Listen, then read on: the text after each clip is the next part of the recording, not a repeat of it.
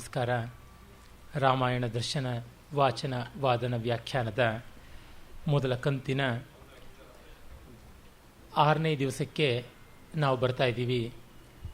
ಇನ್ನು ಕೆಲವೇ ನಿಮಿಷಗಳಲ್ಲಿ ಈ ಒಂದು ಸಾಮಾನ್ಯತೆಯ ಅಸಾಮಾನ್ಯತೆಯನ್ನು ಮುಗಿಸಿ ಮತ್ತು ಅಸಾಮಾನ್ಯದ ಅಸಾಮಾನ್ಯತೆಯ ಕಡೆಗೆ ಹೋಗಬೇಕು. ಅಂದರೆ ಪಾದುಕಾ ಪ್ರದಾನದ ಭಾಗವನ್ನು ಮುಂದೆ ನೋಡುವುದು. ಇದೀಗ ಆ ಪೂರ್ವದ ಸಾಮಾನ್ಯ ದಿವಸಗಳ ಸೊಗಸನ್ನು ಕವಿ ವರ್ಣಿಸ್ತಾ ಕುಣಿದಳುರಿಯ ಉರ್ವಶಿ ಅನ್ನುವ ಆ ಸಂಚಿಕೆಯಲ್ಲಿ ಒಮ್ಮೆ ರಾಮ, ಸೀತೆ, ಲಕ್ಷ್ಮಣ ಎಲ್ಲ ಆ ಒಂದು ಚಿತ್ರಕೂಟದಲ್ಲಿ ಇರುವಾಗ ಲಕ್ಷ್ಮಣ ಹಸಿ ಸೌದೆಯನ್ನು ತಂದು ಬಿಟ್ಟಿರ್ತಾನೆ. ಅದರಲ್ಲಿ ಅಡುಗೆ ಮಾಡೋದಕ್ಕೆ ಆಗದೆ ಬಹಳ ಒದ್ದಾಡ್ತಾಳೆ ಪಾಪ ಸೀತೆ. ಅವಳು ಮಿಂದುಟ್ಟ ಮಡಿಮಾಸೆ ಸಿಗ್ಗೇರ್ದು ಮಿಡುಕುತ್ತಿರೆ ಮೊಗಮೆಲ್ಲ ಮಸಿಯಾಗಿ ಕಣ್ಣೊರೆಸಿ ಮೂಗೊರೆಸಿ ಮುಳಿದೊಲೆಯ ಮೋರೆಯಂ ತಿವಿದು ಕಟ್ಟಿಗೆ ಹಿಂದೆ. ಆ ಒಲೆಯ ಮೋರೆಯನ್ನು ಕಟ್ಟಿಗೆಯಿಂದ ಹೀಗೆ ತಿವಿದು ಎಷ್ಟೆಷ್ಟು ಪ್ರಯತ್ನ ಪಡ್ತಾಳೆ, ಆದರೂ ಏನೂ ಆಗೋಲ್ಲ, ಹೊಗೆ ತುಂಬಿಕೊಂಡು ಬಿಡುತ್ತದೆ. ರಾಮ ಮತ್ತು ಲಕ್ಷ್ಮಣ ಇಬ್ಬರೂ ಕೂಡ ಹೊರಗೆ ಹೋಗಿರ್ತಾರೆ. ಅವರು ಊಟಕ್ಕೆ ಅಂತ ಬರ್ತಾರೆ. ವಜ್ರರೋಮ ಮಹರ್ಷಿಯ ಆಶ್ರಮಕ್ಕೆ ಹೋಗಿ, ಆ ವಜ್ರರೋಮ ಮಹರ್ಷಿ ಎನ್ನುವುದು ಕುವೆಂಪು ಅವರ ಕಲ್ಪನೆಯೇ, ವಾಲ್ಮೀಕಿ ರಾಮಾಯಣದಲ್ಲಿ ಇಲ್ಲ. ಆಗ ಬಾಗಿಲು ತಟ್ಟಿದಾಗ ಹೊಗೆಯ ಮಧ್ಯದಿಂದ ಆಕೆ ಹೊರಗೆ ಬರ್ತಾಳೆ. ಬಂದಾಗ ರಾಮ ನೋಡು ಒಳಗೆ ನಿನ್ನತ್ತಿಗೆಯ ಅಲ್ಲ ಒಬ್ಬ ವಾನರಿಯ ಅಂತಂದಾಗ ರಾಮನ ನಗುವನ್ನು ಕಂಡು ಲಕ್ಷ್ಮಣ ನಗೊಲ್ಲ. ನೋಡಿದನ್ ನಗಲಿಲ್ಲವನ್ ನಗೆಗೆ ಮೀರಿರುದುದಾ ಧೂಮ ದೃಶ್ಯಂ ಕ್ಷಮಿಸಿ ಮೆನ್ನಂ ಪಸಿಯ ಸೌದಯಂ ತಂದೆನ ಅಪರಾಧಿಯಂ ಅಂತ ಹೇಳಿ ತಾನು ತನ್ನ ಪತ್ನಿ ಊರ್ಮಿಳೆಯನ್ನು ನೆನೆದು ಒಲೆಯನ್ನು ಊದಿ ಅದನ್ನು ಭಗ್ಗನೆ ಉರಿಸುತ್ತಾನೆ ಅಂತ. ಪ್ರಾಯಶಃ ಊರ್ಮಿಳೆಯ ತಪಶಕ್ತಿಯೋ ವಿರಹ ವೇದನೆಯ ಜ್ವಾಲೆಯೋ ಅಲ್ಲಿ ಬಂದು ತನ್ನ ಒಂದು ಆವಿರ್ಭಾವ ಮಾಡಿಕೊಂಡು ತನ್ಮೂಲಕ ಉರಿಯ ಉರ್ವಶಿ ಕುಣಿದಳು ಅಂತ. ಬೆಂಕಿ ನಲಿದಾಡುತ್ತದೆ, ಆ ಒಲೆಯೆಲ್ಲ ಆಕ್ರಮಿಸಿಕೊಂಡು ಆನಂದ ನರ್ತನ ಮಾಡುತ್ತದೆ ಅನ್ನುವಂಥ ಒಂದು ಚಿತ್ರಣ ಕೊಡ್ತಾರೆ. ಹೀಗೆ ರಾಮ ಸೀತೆಯರ ವನವಾಸ ನಡೀತಾ ಇತ್ತು. ಈ ಸಂದರ್ಭದಲ್ಲಿ ಕವಿ ಹೇಳ್ತಾರೆ, ರಾಮನನ್ನು ತಾನು ಯಾತಕ್ಕೆ ಮೊದಲು ಗೌರವಿಸ್ತೀನಿ ಎನ್ನುವಂಥದ್ದು.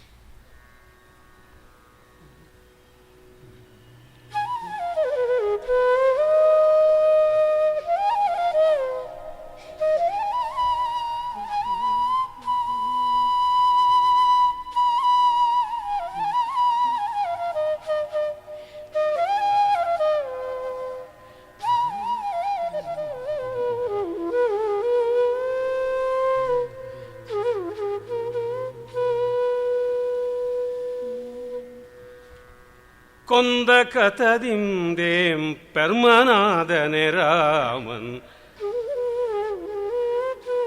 ಕೊಂದ ಕಥದಿಂದೇಂ ಪರ್ಮನಾದನೆ ರಾಮನ್ ಆ ಮಾತ ನುಳಿ ಪಗೆಯೇ ತೆಗೆ ತೆಗೆ ಪೆರ್ಮೆಗೊಲ್ಮೆಯ ಚಿಹ್ನೆ. ಪಗೆಯೇ ತೆಗೆ ತೆಗೆ ಪೆರ್ಮೆಗೊಲ್ಮೆಯ ಚಿಹ್ನೆ. ಮಹತ್ತಿಗೆ ಬೆಲೆಯ ಪೇಳ್ಕೊಲೆ, ಮಹತ್ತಿಗೆ ಬೆಲೆಯ ಪೇಳ್ಕೊಲೆ. ದೈತ್ಯನಂ ಗೆಲಿದ ಕಾರಣ ಕಲ್ತು ತನ್ನ ದೈತೆಯನೊಲಿದ ಕಾರಣಕ್ಕೆ. ದೈತ್ಯನಂ ಗೆಲಿದ ಕಾರಣ ಕಲ್ತು ತನ್ನ ದೈತೆಯಿನ್ ಒಲಿದ ಕಾರಣಕ್ಕೆ. ಗುರುಕಣ ರಾಮಚಂದ್ರಂ, ಗುರುಕಣ ರಾಮಚಂದ್ರಂ ತನ್ನ ದೈತೆಯನೊಲಿದ ಕಾರಣಕ್ಕೆ. ಕೋಲಾಗಲದ ರುಚಿಯ ಮೋಹಕ್ಕೆ ಮರುಳಾದ ಮಾನವರ್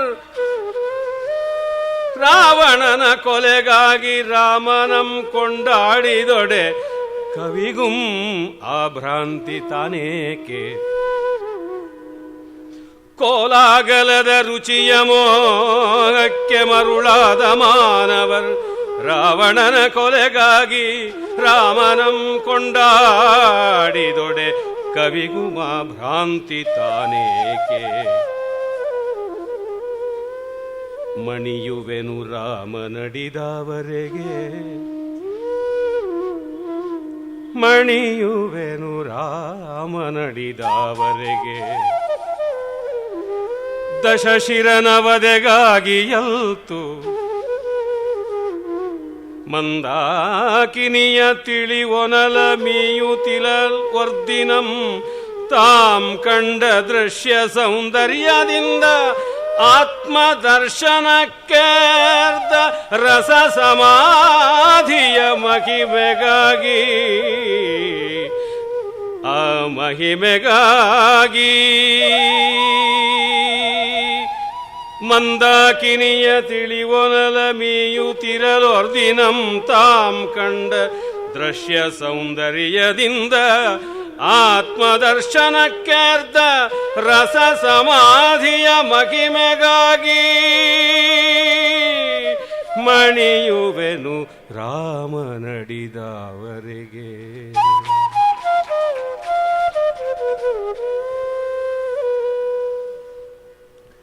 ಶ್ರೀರಾಮನನ್ನ ಕೇವಲ ರಾವಣಾಂತಕ ಅಂತ ಗೌರವಿಸಬೇಡಿ ಅಂತಾರೆ. ಇದನ್ನು ನಾವು ಸ್ಪಷ್ಟ ಮಾಡಿಕೊಳ್ಬೇಕು. ಅಂದರೆ ಪಾಶ್ಚಾತ್ಯ ಕಾವ್ಯಗಳಲ್ಲಿ ವೀರಕಾವ್ಯ ಅಂತ ಯಾವುದನ್ನು ಕರಿತೀವಿ, ಹೀರೋಯಿಕ್ ಎಪಿಕ್ ಅಂತ, ಅಲ್ಲಿ ವೀರತ್ವ, ಬರ್ಬರತೆ, ಕ್ರೌರ್ಯ, ಪರಾಕ್ರಮ, ಅದಟು ಅದೇ ಬಹಳ ಮುಖ್ಯ. ಉದಾಹರಣೆಗೆ ಅಖಿಲೇಸ್ ಇರ್ಬೋದು, ಅಗಮೆಮ್ನನ್ ಇರ್ಬೋದು, ಹೆಕ್ಟರ್ ಇರ್ಬೋದು, ಅಥವಾ ಏಜಾಕ್ಸ್ ಅಂದರೆ ಆಯಾಸ್ ಅಂತಕ್ಕಂಥವನಿರ್ಬೋದು. ಅವೆಲ್ಲರೂ ಕೂಡ ಹೋಮರ್ನ ಮಹಾಕಾವ್ಯದಲ್ಲಿ ಬರ್ತಕ್ಕಂಥವರು. ಈನಿಯಾಸ್ ಇರ್ಬೋದು, ವರ್ಜಿಲ್ನ ಕಾವ್ಯದ ನಾಯಕ. ಇವರಲ್ಲಿ ಕಾಣತಕ್ಕಂಥದ್ದು ಆ ಉಗ್ರೋಗ್ರವಾದ ಸಮರಕ್ಷಮತೆ. ಅದಷ್ಟೇ ಅಲ್ಲ, ಅದಕ್ಕೆ ಮಿಗಿಲಾಗಿ ಪ್ರೀತಿ, ಆತ್ಮೀಯತೆ ಎಲ್ಲ ಇತ್ತು ಅಂತ. ಕ್ರಾಂತಿಕಾರಿಗಳು ಅಂತ ಗೌರವಿಸಿದರೆ ಸಾಲದು, ಅವರು ಶಾಂತಿ ಸ್ಥಾಪಕರೂ ಆಗಬೇಕು, ಶಾಂತಿಯನ್ನು ಚೆನ್ನಾಗಿ ಕಾಪಾಡುವಂಥವರು ಆಗಬೇಕು. ಎರಡೂ ಬಹಳ ಮುಖ್ಯ. ಕ್ರಾಂತಿ ಯಾವುದೋ ಒಂದು ಶಿಖರದಲ್ಲಿ, ಅಂದರೆ ಪೀಕ್ ಪಾಯಿಂಟಲ್ಲಿ ಬರತಕ್ಕಂಥದ್ದು, ಶಾಂತಿ ಸರ್ವತ್ರ ವಿಸ್ತರಿಸಿಕೊಂಡು ಹೋಗತಕ್ಕಂಥದ್ದು. ಇದು ಎರಡನ್ನೂ ಕೂಡ ಬಲ್ಲವರಾಗಿರಬೇಕು. ನಮ್ಮ ರಾಮ, ಕೃಷ್ಣ, ಶಿವ, ಈ ಮೂರು ಮಹಾತತ್ವಗಳಲ್ಲಿ ಅದನ್ನು ಕಾಣ್ತೀವಿ. ಸೀತೆ ಮತ್ತು ರಾಮರ ಪ್ರೇಮ, ರಾವಣ ಸಂಗ್ರಾಮದಲ್ಲಿ ರಾಮನಿಂದ ಸತ್ತು ಹೋದನಲ್ಲ, ಆ ಒಂದು ಮಹತ್ವ ಎಂಥದ್ದು, ಆ ಮಹತ್ವವನ್ನು ಉಳಿಸಿಕೊಂಡಿರತಕ್ಕಂಥದ್ದು. ಅದನ್ನು ನಾವು ಪ್ರತ್ಯೇಕ ಮಾಡಿ ನೋಡಬಾರದು, ಎರಡಕ್ಕೂ ಸಮಾನವಾದ ಬೆಲೆ ಕೊಡಬೇಕು. ರಾಮನ ಪ್ರೇಮವನ್ನು ಮತ್ತೂ ಮಿಗಿಲಾಗಿ ಕಾಣಬೇಕು ಅಂತಂತಾರೆ. ದೈತ್ಯನಂ ಗೆಲೆದ ಕಾರಣ ಕಲ್ತು ಬೆಲೆಯ ಪೇಳ್ ಕೊಲೆ, ಮಹತ್ತಿಗೆ ಕೊಲೆ ಬೆಲೆಯ, ದೊಡ್ಡದನ್ನು ಕೊಲೆಯಿಂದ ತೋರಿಸ್ತೀವ ಅಂತ. ಇಲ್ಲಿ ಒಂದು ಸ್ವಲ್ಪ ಅತಿವಾದ ಅಂತ, ಅಹಿಂಸೆಯ ಅತಿವಾದ ಕಾಣಿಸುವಂಥದ್ದುಂಟು. ಕಾರಣ ಕುವೆಂಪು ಅವರು ಆ ಒಂದು ಗಾಂಧಿ ಯುಗದಲ್ಲಿ ಬಂದವರು. ರಾಮಾಯಣ ದರ್ಶನ 36-37ನೇ ಇಸ್ವಿಯಿಂದ 45-46 ಇಸ್ವಿಯ ಆ ಒಂದು 9 ವರ್ಷದ ಆಸುಪಾಸಿನಲ್ಲಿ ನಿರ್ಮಾಣವಾದದ್ದು. ಸ್ವಾತಂತ್ರ್ಯ ಪೂರ್ವದಲ್ಲಿಯೇ ರಚಿತವಾದದ್ದು, ಆಮೇಲೆ ಸ್ವಾತಂತ್ರ್ಯೋತ್ತರ ಕಾಲದಲ್ಲಿ ಮುದ್ರಿತವಾಗಿ ಹೊರಗೆ ಬಂದದ್ದು. ಹಾಗೆ ನೋಡಿದಾಗ ಅದು ಗಾಂಧಿ ಯುಗದ ದಟ್ಟವಾದ ಪ್ರಭಾವವನ್ನು ಒಳಪಡಿಸಿಕೊಂಡದ್ದು. ಶಾಂತಿಯಿಂದಲೇ ಭಾರತಕ್ಕೆ ಸ್ವಾತಂತ್ರ್ಯ ಬಂತು ಅನ್ನುವ ಭ್ರಮೆಯನ್ನು ನಂಬಿಕೊಂಡ ಕಾಲದ್ದು. ಆದರೆ ವಸ್ತುಸ್ಥಿತಿ ಹಾಗಲ್ಲ. ಕ್ರಾಂತಿ ಬೇಕು, ಯುದ್ಧ ಬೇಕು, ಎಲ್ಲ ಆಗಬೇಕು. ಮನುಷ್ಯನ ಅಂತರಂಗದಲ್ಲಿ ಕ್ರೋಧ ಬೀಜ ನಾಶವಾಗದೆ ಬರೀ ಶಾಂತಿಯನ್ನು ಕೊಂಡಾಡಿ ಏನು ಪ್ರಯೋಜನ ಇಲ್ಲ. ಅದು ಹಾಗಿರಲಿ. ಅರೆ, ರಾಮನ ಎರಡೂ ಮುಖಗಳನ್ನು ನೋಡಬೇಕು ಅನ್ನುವ ಕವಿಯ ದೃಷ್ಟಿ ನಮಗೆಲ್ಲರಿಗೂ ಉಪಾದೇಯ. ರಾವಣನ ಕೊಲೆ ಬಹಳ ದೊಡ್ಡ ಪಾತಕ ಅನ್ನುವಂಥ ಧ್ವನಿ ಬಂದರೆ ತಪ್ಪಾಗುತ್ತದೆ. ರಾವಣನೂ ಸಾಯಬೇಕು, ರಾಮ ಜನಾಭಿರಾಮನಾಗಿ, ಸೀತಾ ಸುಗುಣಾಭಿರಾಮನಾಗಿ ಇರಬೇಕು. ಇದು ಎರಡೂ ಮುಖ್ಯ. ರಾವಣನ ಕೊಲೆ ಎನ್ನುವುದು ಒಂದು ಬೇಡದ್ದು ಅನ್ನುವ ಧ್ವನಿ ಕೆಲವೊಮ್ಮೆ ಕಾಣಿಸುತ್ತದೆ. ಕಾರಣ ಕುವೆಂಪು ಅವರಿಗೆ ಜೈನ ರಾಮಾಯಣಗಳ, ವಿಶೇಷವಾಗಿ ನಾಗಚಂದ್ರನ ರಾಮಚಂದ್ರ ಚರಿತ ಪುರಾಣ, ಅದರ ಪ್ರಭಾವ ಎಲ್ಲ ಆಗಿದೆ. ಹಾಗಾಗಿ ಆ ಒಂದು ಅಹಿಂಸಾ ತತ್ವದ ಒಂದು ಎಳೆಯ ಹೆಚ್ಚು ಗಾಡಿ ಕಲರ್ ಅಂತ ಕಾಣಿಸ್ತಾ ಇರಲ್ಲ, ಅದು ಜಾಸ್ತಿ ಇದೆ. ಅದು ಬೇಡದ್ದು, ಪೂರ್ಣ ದರ್ಶನಕ್ಕೆ ಅದು ಹೊರಗಾದದ್ದು. ಆದರೆ ಇವರು ಹೇಳುವ ಆ ಒಂದು ಅಂಶ ಮುಖ್ಯವಾದದ್ದು. ರಾಮ ಶಾಂತಿ ಕ್ರಾಂತಿಗಳ ಎರಡರ ಹರಿಕಾರ, ಪ್ರೇಮ ಮತ್ತು ಕ್ರೋಧ ಎರಡನ್ನೂ ಕೂಡ ಬಲ್ಲಂಥವನು. ರಾಮನನ್ನು ನಾನು ಯಾಕೆ ಗೌರವಿಸ್ತೀನಿ ಒಬ್ಬ ಕವಿಯಾಗಿ ಅಂದರೆ, ಅವನಿಗೆ ಕವಿಸಹಜವಾದ ಹೃದಯ ಇದೆ ಅಂತ. ಅರೆ, ಕವಿಸಹಜವಾದ ಹೃದಯ ಅಂದರೆ ಆಹಾ ಓಹೋ ಅಂತ ಪ್ರಕೃತಿ ನೋಡಿ ಚಪ್ಪಾಳೆ ತಟ್ಟಿ ಮುಗಿಯುವಂಥದ್ದು ಅಲ್ಲ. ರಾಮಣೀಯ ಕವಿಂದು ಬಿಸುಸುಯ್ಯಲದು ಕವಿತೆ, ಭೂಮಿಗದ ನಟಿಕಿಸುವೆ ನೆಂಬೆಸಕ ರಾಜ್ಯ ಕತೆ, ಅದೂ ಬೇಕು. ಪಾರಿಜಾತದ ಕಥೆಯ ಹಣೆದು ತೃಪ್ತನಹನು ಕವಿ, ಊರಿನ ಉದ್ಯಾನಕದ ತಂದು ನಡೆಸುವನು ಧೀರನರ ರಾಜ್ಯಕನು ಅಂತ ಕಗ್ಗದಲ್ಲಿ ಡಿವಿಜಿಯವರು ಹೇಳ್ತಾರಲ್ಲ, ಅದು ಎರಡೂ ಇರಬೇಕಾಗುತ್ತದೆ. ಸುಮ್ಮನೆ ಹೂ ಚೆನ್ನಾಗಿದೆ, ಹಣ್ಣು ಚೆನ್ನಾಗಿದೆ ಅಂತಂದು ಬಿಟ್ಟರೆ ನರಸಿಂಹಸ್ವಾಮಿಯವರ ಕವಿತೆ ಥರ ಆಗಿಬಿಡುತ್ತೆ. ನರಸಿಂಹಸ್ವಾಮಿಯವರ ಕವಿತೆ ಎಷ್ಟೊತ್ತಾದ್ರೂ ಮಲ್ಲಿಗೆ ಮಾವಿಂದ ಆಚೆಗೆ ಬರೋದಿಲ್ಲ. ಮಲ್ಲಿಗೆ ಅಲ್ಲದೆ ಬೇರೆ ಇದು ಇದೆ, ಚಂಡೆ ಮದ್ದಳೆಗಳು ಬೇಕು. ನರಸಿಂಹಸ್ವಾಮಿಯವರು ಹೇಳ್ತಾರೆ, ನನ್ನ ಧ್ವನಿ ಅಬ್ಬರದ್ದಲ್ಲ, ಚಂಡೆ ಮದ್ದಳೆಗಳ ಯಕ್ಷಗಾನ ಅಲ್ಲ ಅಂತ. ಅರೆ ಅದಕ್ಕೂ ಅವಕಾಶ ಇದೆ. ಗೋಪಾಲಕೃಷ್ಣ ಅಡಿಗರಂತೆ ತೀಕ್ಷ್ಣವಾಗಿ ತೀವ್ರವಾಗೂ ಇರಬೇಕಾಗುತ್ತದೆ. ಇದೆರಡನ್ನೂ ಒಳಗೊಂಡಾಗ ಋಷಿ ಕವಿಗಳಾಗ್ತಾರೆ. ವ್ಯಾಸ ವಾಲ್ಮೀಕಿಗಳಂಥವರು, ಕಾಳಿದಾಸನಂಥವರು, ಆ ಒಂದು ದಾರಿ ಕುಮಾರವ್ಯಾಸನಂಥವ್ರದ್ದು. ಏನಂದರೆ ಕುವೆಂಪು ಅವರಿಗೆ ಇನ್ನೊಂದರ ಬಗ್ಗೆ ಸಂಪೂರ್ಣವಾಗಿ ವಿಸ್ಮೃತಿ ಇಲ್ಲ, ಒಂದರ ಬಗ್ಗೆ ಸ್ವಲ್ಪ ಮೋಹ ಇದೆ. ಕಾರಣ, ತಾನು ಏನಾಗಿದ್ದೀನೋ ಅದು ರಾಮನೂ ಆಗಿದ್ದಾನೆ ಅಂತ. He is this and beyond that also. Kuvempu ಅವರು ಏನಾಗಿದ್ದಾರೋ ಅದೆಲ್ಲವೂ ರಾಮ ಆಗಿ ಅದಕ್ಕೂ ಆಚೆಗಾಗಿದ್ದಾನೆ. ಆದರೆ ತಮ್ಮೊಳಗೆ, ತಮ್ಮ ಚೌಕಟ್ಟಿನೊಳಗೆ ನೋಡಿಕೊಳ್ತಕ್ಕಂಥದ್ದು ಒಂದು ಸುಖ, ಒಂದು ಸಂತೋಷ. ಜೊತೆಗೆ ನಾನು ಹೇಳಿದಂತೆ ಅಭಿಮಾನಕ್ಕೆ ಅದು ಬಹಳ ಬೇಕಾದದ್ದು. ಆತ್ಮರತಿಯ ಒಂದು ಎಳೆ ಕೂಡ ಅಲ್ಲಿದೆ. ಇದು ಇರತಕ್ಕಂಥದ್ದು. ಮಿಲ್ಟನ್ಗೆ ಯಾವುದೆಲ್ಲ ಇತ್ತೋ ಮಿತಿಗಳು ಕುವೆಂಪು ಅವರಿಗೂ ಇತ್ತು. ಆ ಮಿತಿಗಳನ್ನು ಅದನ್ನು ನಾವೇನು ಕಣ್ಮುಚ್ಚಿಕೊಳ್ಬೇಕಾಗಿಲ್ಲ. ಆದರೆ ಮಿತಿಯಿಂದಲೇ ಕಾವ್ಯ ದುಷ್ಟವಾಗುವುದಿಲ್ಲ ಅನ್ನೋದನ್ನು ನಾವು ಗಮನಿಸಬೇಕು. ಇಲ್ಲಿ ರಾಮ ಮಂದಾಕಿನಿಯಲ್ಲಿ ಮೀಯುವ ಒಂದು ಹೊತ್ತಿನಲ್ಲಿ ಕಂಡ ದಿವ್ಯ ದರ್ಶನ ಇದೆಯಲ್ಲ, ಅದು ಅತಿಶಯವಾದದ್ದು ಅಂತ ಅವರು ಹೇಳ್ತಾರೆ. ಆ ದಿವ್ಯ ದರ್ಶನ ಯಾವುದಂದರೆ ಅದು ಕುವೆಂಪು ಅವರಿಗೆ ಆಗಿದ್ದೆ. ದೇವರು ರುಜು ಮಾಡಿದನು ಅನ್ನುವ ಒಂದು ಕವಿತೆ, ಆ ಕವಿತೆಯನ್ನೇ ಇವರು ರಾಮ ಕೂಡ ಕಂಡದ್ದು ಅಂತ ಹೇಳ್ತಾರೆ.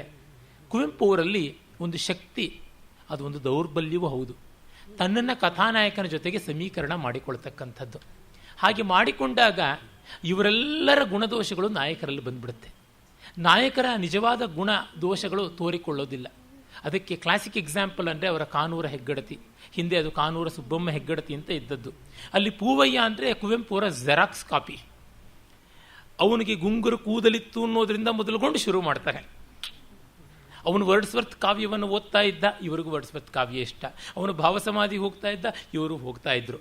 ಎಲ್ಲಿವರೆಗೂ ಅಂತಂದರೆ ಅಲ್ಲಿಯ ಒಂದು ಕಾನೂರಿನ ಮನೆ ಅದು ನೋಡುವುದಾಗಲಿ, ಕುಪ್ಪಳ್ಳಿಯ ಮನೆಯನ್ನು ನೋಡಿ ಬಂದ್ರಾಗಲಿ ಕರೆಕ್ಟಾಗಿ ಗೊತ್ತಾಗುತ್ತೆ. ನನಗೆ ಅದನ್ನೆಲ್ಲ ಚೆನ್ನಾಗಿ ಬಲ್ಲವರೊಬ್ಬರು ಪ್ರೊಫೆಸರ್ ಪುಟ್ಟಣ್ಣನವರು, ಇಲ್ಲಿ ನೋಡಿ ಈ ಘಟನೆ ಕಾದಂಬರಿ ಇದು ಇಲ್ಲಿ ನಡೆದದ್ದು, ಇಲ್ಲಿ ಅಲ್ಲಿ ಬೆರಳು ಹೆಚ್ಚಿಕೊಂಡದ್ದು, ಇಲ್ಲಿ ಈಳಿಗೆ ಮನೆ ಇದ್ದದ್ದು ಅಂತ ಪ್ರತಿಯೊಂದನ್ನು ಕೂಡ ಅಲ್ಲಗಲ್ಲಿಗೆ ತೋರಿಸಿಬಿಟ್ರು.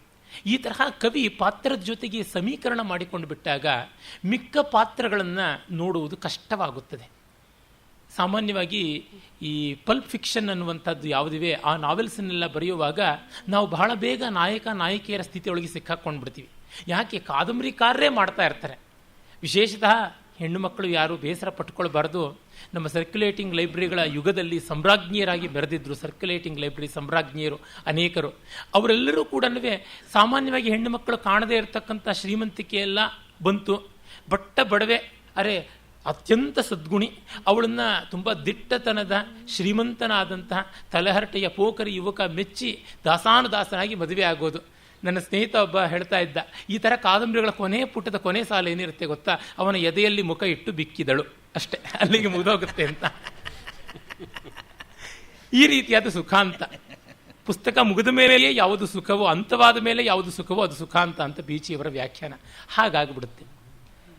ಕುವೆಂಪು ಅವರ ಕಾದಂಬರಿಯ ಪ್ರತಿಭೆಯನ್ನು ಆ ಮಟ್ಟಕ್ಕೆ ತರುವುದಲ್ಲ ನನ್ನ ಉದ್ದೇಶ. ಆದರೆ ಏನಂದರೆ, ಆ ಒಂದು ಪರ್ಸನಾಲಿಟಿಯನ್ನು ಎಷ್ಟೆಷ್ಟು ನಾವು ಆರೋಪ ಮಾಡಿಕೊಳ್ತೀವೋ ಅಷ್ಟೆಷ್ಟರ ಮಟ್ಟಿಗೆ ರಸಸ್ಥಿತಿಗಿಂತ ಭಾವಸ್ಥಿತಿಗೆ ಜಾಸ್ತಿ ಬರ್ತೀವಿ. ಅದನ್ನು ಅಷ್ಟೆಷ್ಟು ದೂರ ಮಾಡಿಕೊಳ್ತಾ ಬರಬೇಕು. ತುಂಬ ಕಷ್ಟ. ವ್ಯಾಸ ವಾಲ್ಮೀಕಿಗಳು, ಹೋಮರ್ರು, ಶೇಕ್ಸ್ಪಿಯರ್ ಇಂಥವರಿಗೆ ಸಾಧ್ಯವಾಗತಕ್ಕಂಥದ್ದು. ಆದರೆ ಇಲ್ಲಿ ಆರೋಪಣೆ ಮಾಡಿಕೊಂಡಿದ್ದರಿಂದ ಅನ್ಯಾಯ ಏನೂ ಆಗಿಲ್ಲ. ಅದನ್ನು ನಾವು ಗಮನಿಸಬೇಕು. ಕಾರಣ, ರಾಮ ಪಾತ್ರ ಪೂರ್ಣವಾಗಿ ಕುವೆಂಪು ಅವರ ನಿರ್ಮಾಣ ಅಲ್ಲ, ವಾಲ್ಮೀಕಿಯ ನಿರ್ಮಾಣ. ಅದು ಸಿದ್ಧವಾಗಿದೆ. ಇವರು ಎಷ್ಟು ಅದಕ್ಕೆ ತಮ್ಮ ವೈಯಕ್ತಿಕತೆಯ ಭಾವಗಳನ್ನು ಆರೋಪ ಮಾಡಿದ್ರು ಅದು ಮೂಲ ಭಾವ ಸಿದ್ಧವಾಗಿರೋದ್ರಿಂದ ಇವರ ಯಾವ ಭಾವವೂ ಕೂಡ ಅಲ್ಲಿ ವ್ಯಭಿಚರಿತವಾಗುವುದಿಲ್ಲ. ಆದರೆ ಹಾಗಲ್ಲದೆ ಇವರೇ ಒಂದು ಪಾತ್ರವನ್ನು ಸೃಷ್ಟಿ ಮಾಡಿದರೆ, ಗೋಕಾಕರ ಭಾರತ ಸಿಂಧುರಶ್ಮಿ, ಅದಕ್ಕೂ ಮಿಗಿಲಾಗಿ ಅವರ ಸಮರಸವೇ ಜೀವನ, ಅಲ್ಲಿ ನರಹರಿ ಬರ್ತಾನೆ ನಾಯಕ. ಗೋಕಾಕರು ಎಲ್ಲದೊಳಗೂ ಫಸ್ಟ್ ಇನ್ ಫಸ್ಟ್, ನರಹರಿ ಕೂಡ ಎಲ್ಲದೊಳಗೂ ಫಸ್ಟ್ ಇನ್ ಫಸ್ಟ್. ಅವನ ಜೊತೆ ಶೀನು ಅಂತ ಬರ್ತಾನೆ, ಅವನು ಯಾವುದೇ ಕಾರಣಕ್ಕಿಲ್ಲ ಅವನು ಸೆಕೆಂಡೇ ಆಗಬೇಕು. ಯಾಕೆಂದರೆ ನರಹರಿ ಗೋಕಾಕ, ಹಾಗಾಗಿ ಅವನು ಸೆಕೆಂಡೇ ಬರಬೇಕು, ಫಸ್ಟ್ ಬರೋದಕ್ಕೆ ಸಾಧ್ಯ ಇಲ್ಲ ಅಂತ. ಹೀಗೆ ಒಂದು ರೀತಿ ಆತ್ಮರತಿಯ ಸ್ವವೈಭವಕರಣ, ಸೆಲ್ಫ್ ಗ್ಲೋರಿಫಿಕೇಶನ್ ಆಗಿಬಿಟ್ಟಾಗ poetry becomes extension of his personality. Poetry should become escape of his personality, annihilation of his personality. ಅದೆಲ್ಲ ಆಗಬೇಕಾದದ್ದು. ಆದರೆ ಗಟ್ಟಿಯಾದ ಪೂರ್ವ ಋಷಿಕವಿ ಪ್ರಸಿದ್ಧವಾದ ಕಥಾನಕ ಇದ್ದದ್ರಿಂದ ಆ ತೊಂದರೆ ಆಗಲಿಲ್ಲ.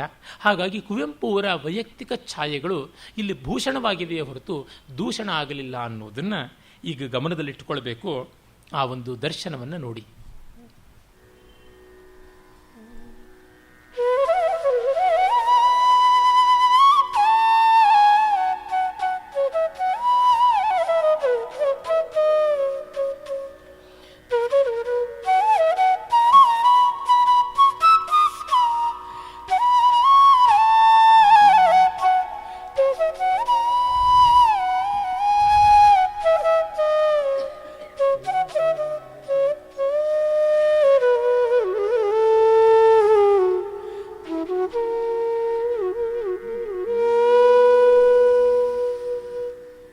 ಬಾನ್ಮುಡಿಯ ಪೊಳೆಯಡಿಯ ಬೆಟ್ಟದಡಿಯ ತಡಿಯ ಚಿತ್ರಭಿತ್ತಿಯ ನುಣ್ಮಿ ಹಾರು ತೊಯ್ಯನೆ ತೇಲಿ ಬಂದತ್ತು ಸಾಲ್ಗೊಂಡು ಪಾಲ್ಬೆಳ್ಳನೆಯ ಬೆಳ್ನುಣ್ಪಿನೊರ್ಪರಪಮೆನೆ ಬೆಳ್ವಕ್ಕಿ ಪಂಕ್ತಿ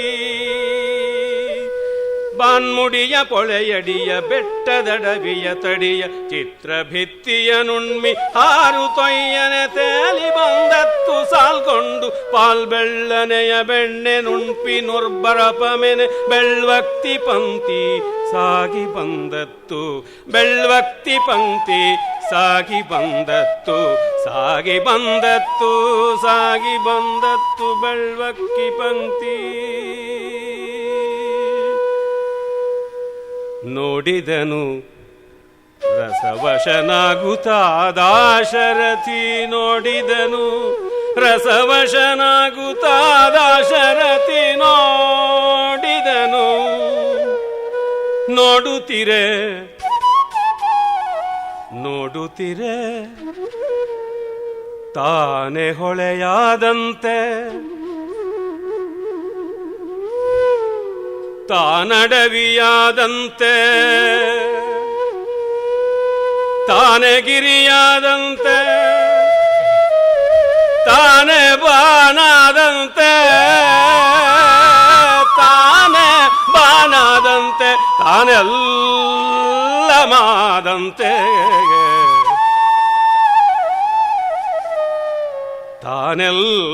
ತಾನೆಲ್ಲಮಾದಂತೆ ಮೇಣಿಯಲ್ಲವಂ ತನ್ನೊಳಧ್ಯಾತ್ಮಮಾದಂತೆ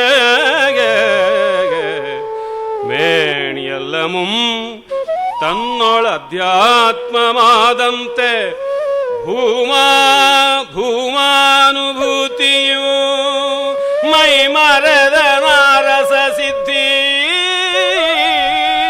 ಭೂಮಾನುಭೂತಿಯಂ ಮೈ ಮರೆದ ನಾರಸ ಸಿದ್ಧಿ ರಾಮನಧ್ಯಾತ್ಮಮಂ ಸಕಲ ಲೋಕಕ್ಕೆ ಸಾರ್ವ ಭವ್ಯ ಭಗವತ್ ಸಾಕ್ಷಿಯೈಸಲ ಕಿರೀಟೋನ್ನತ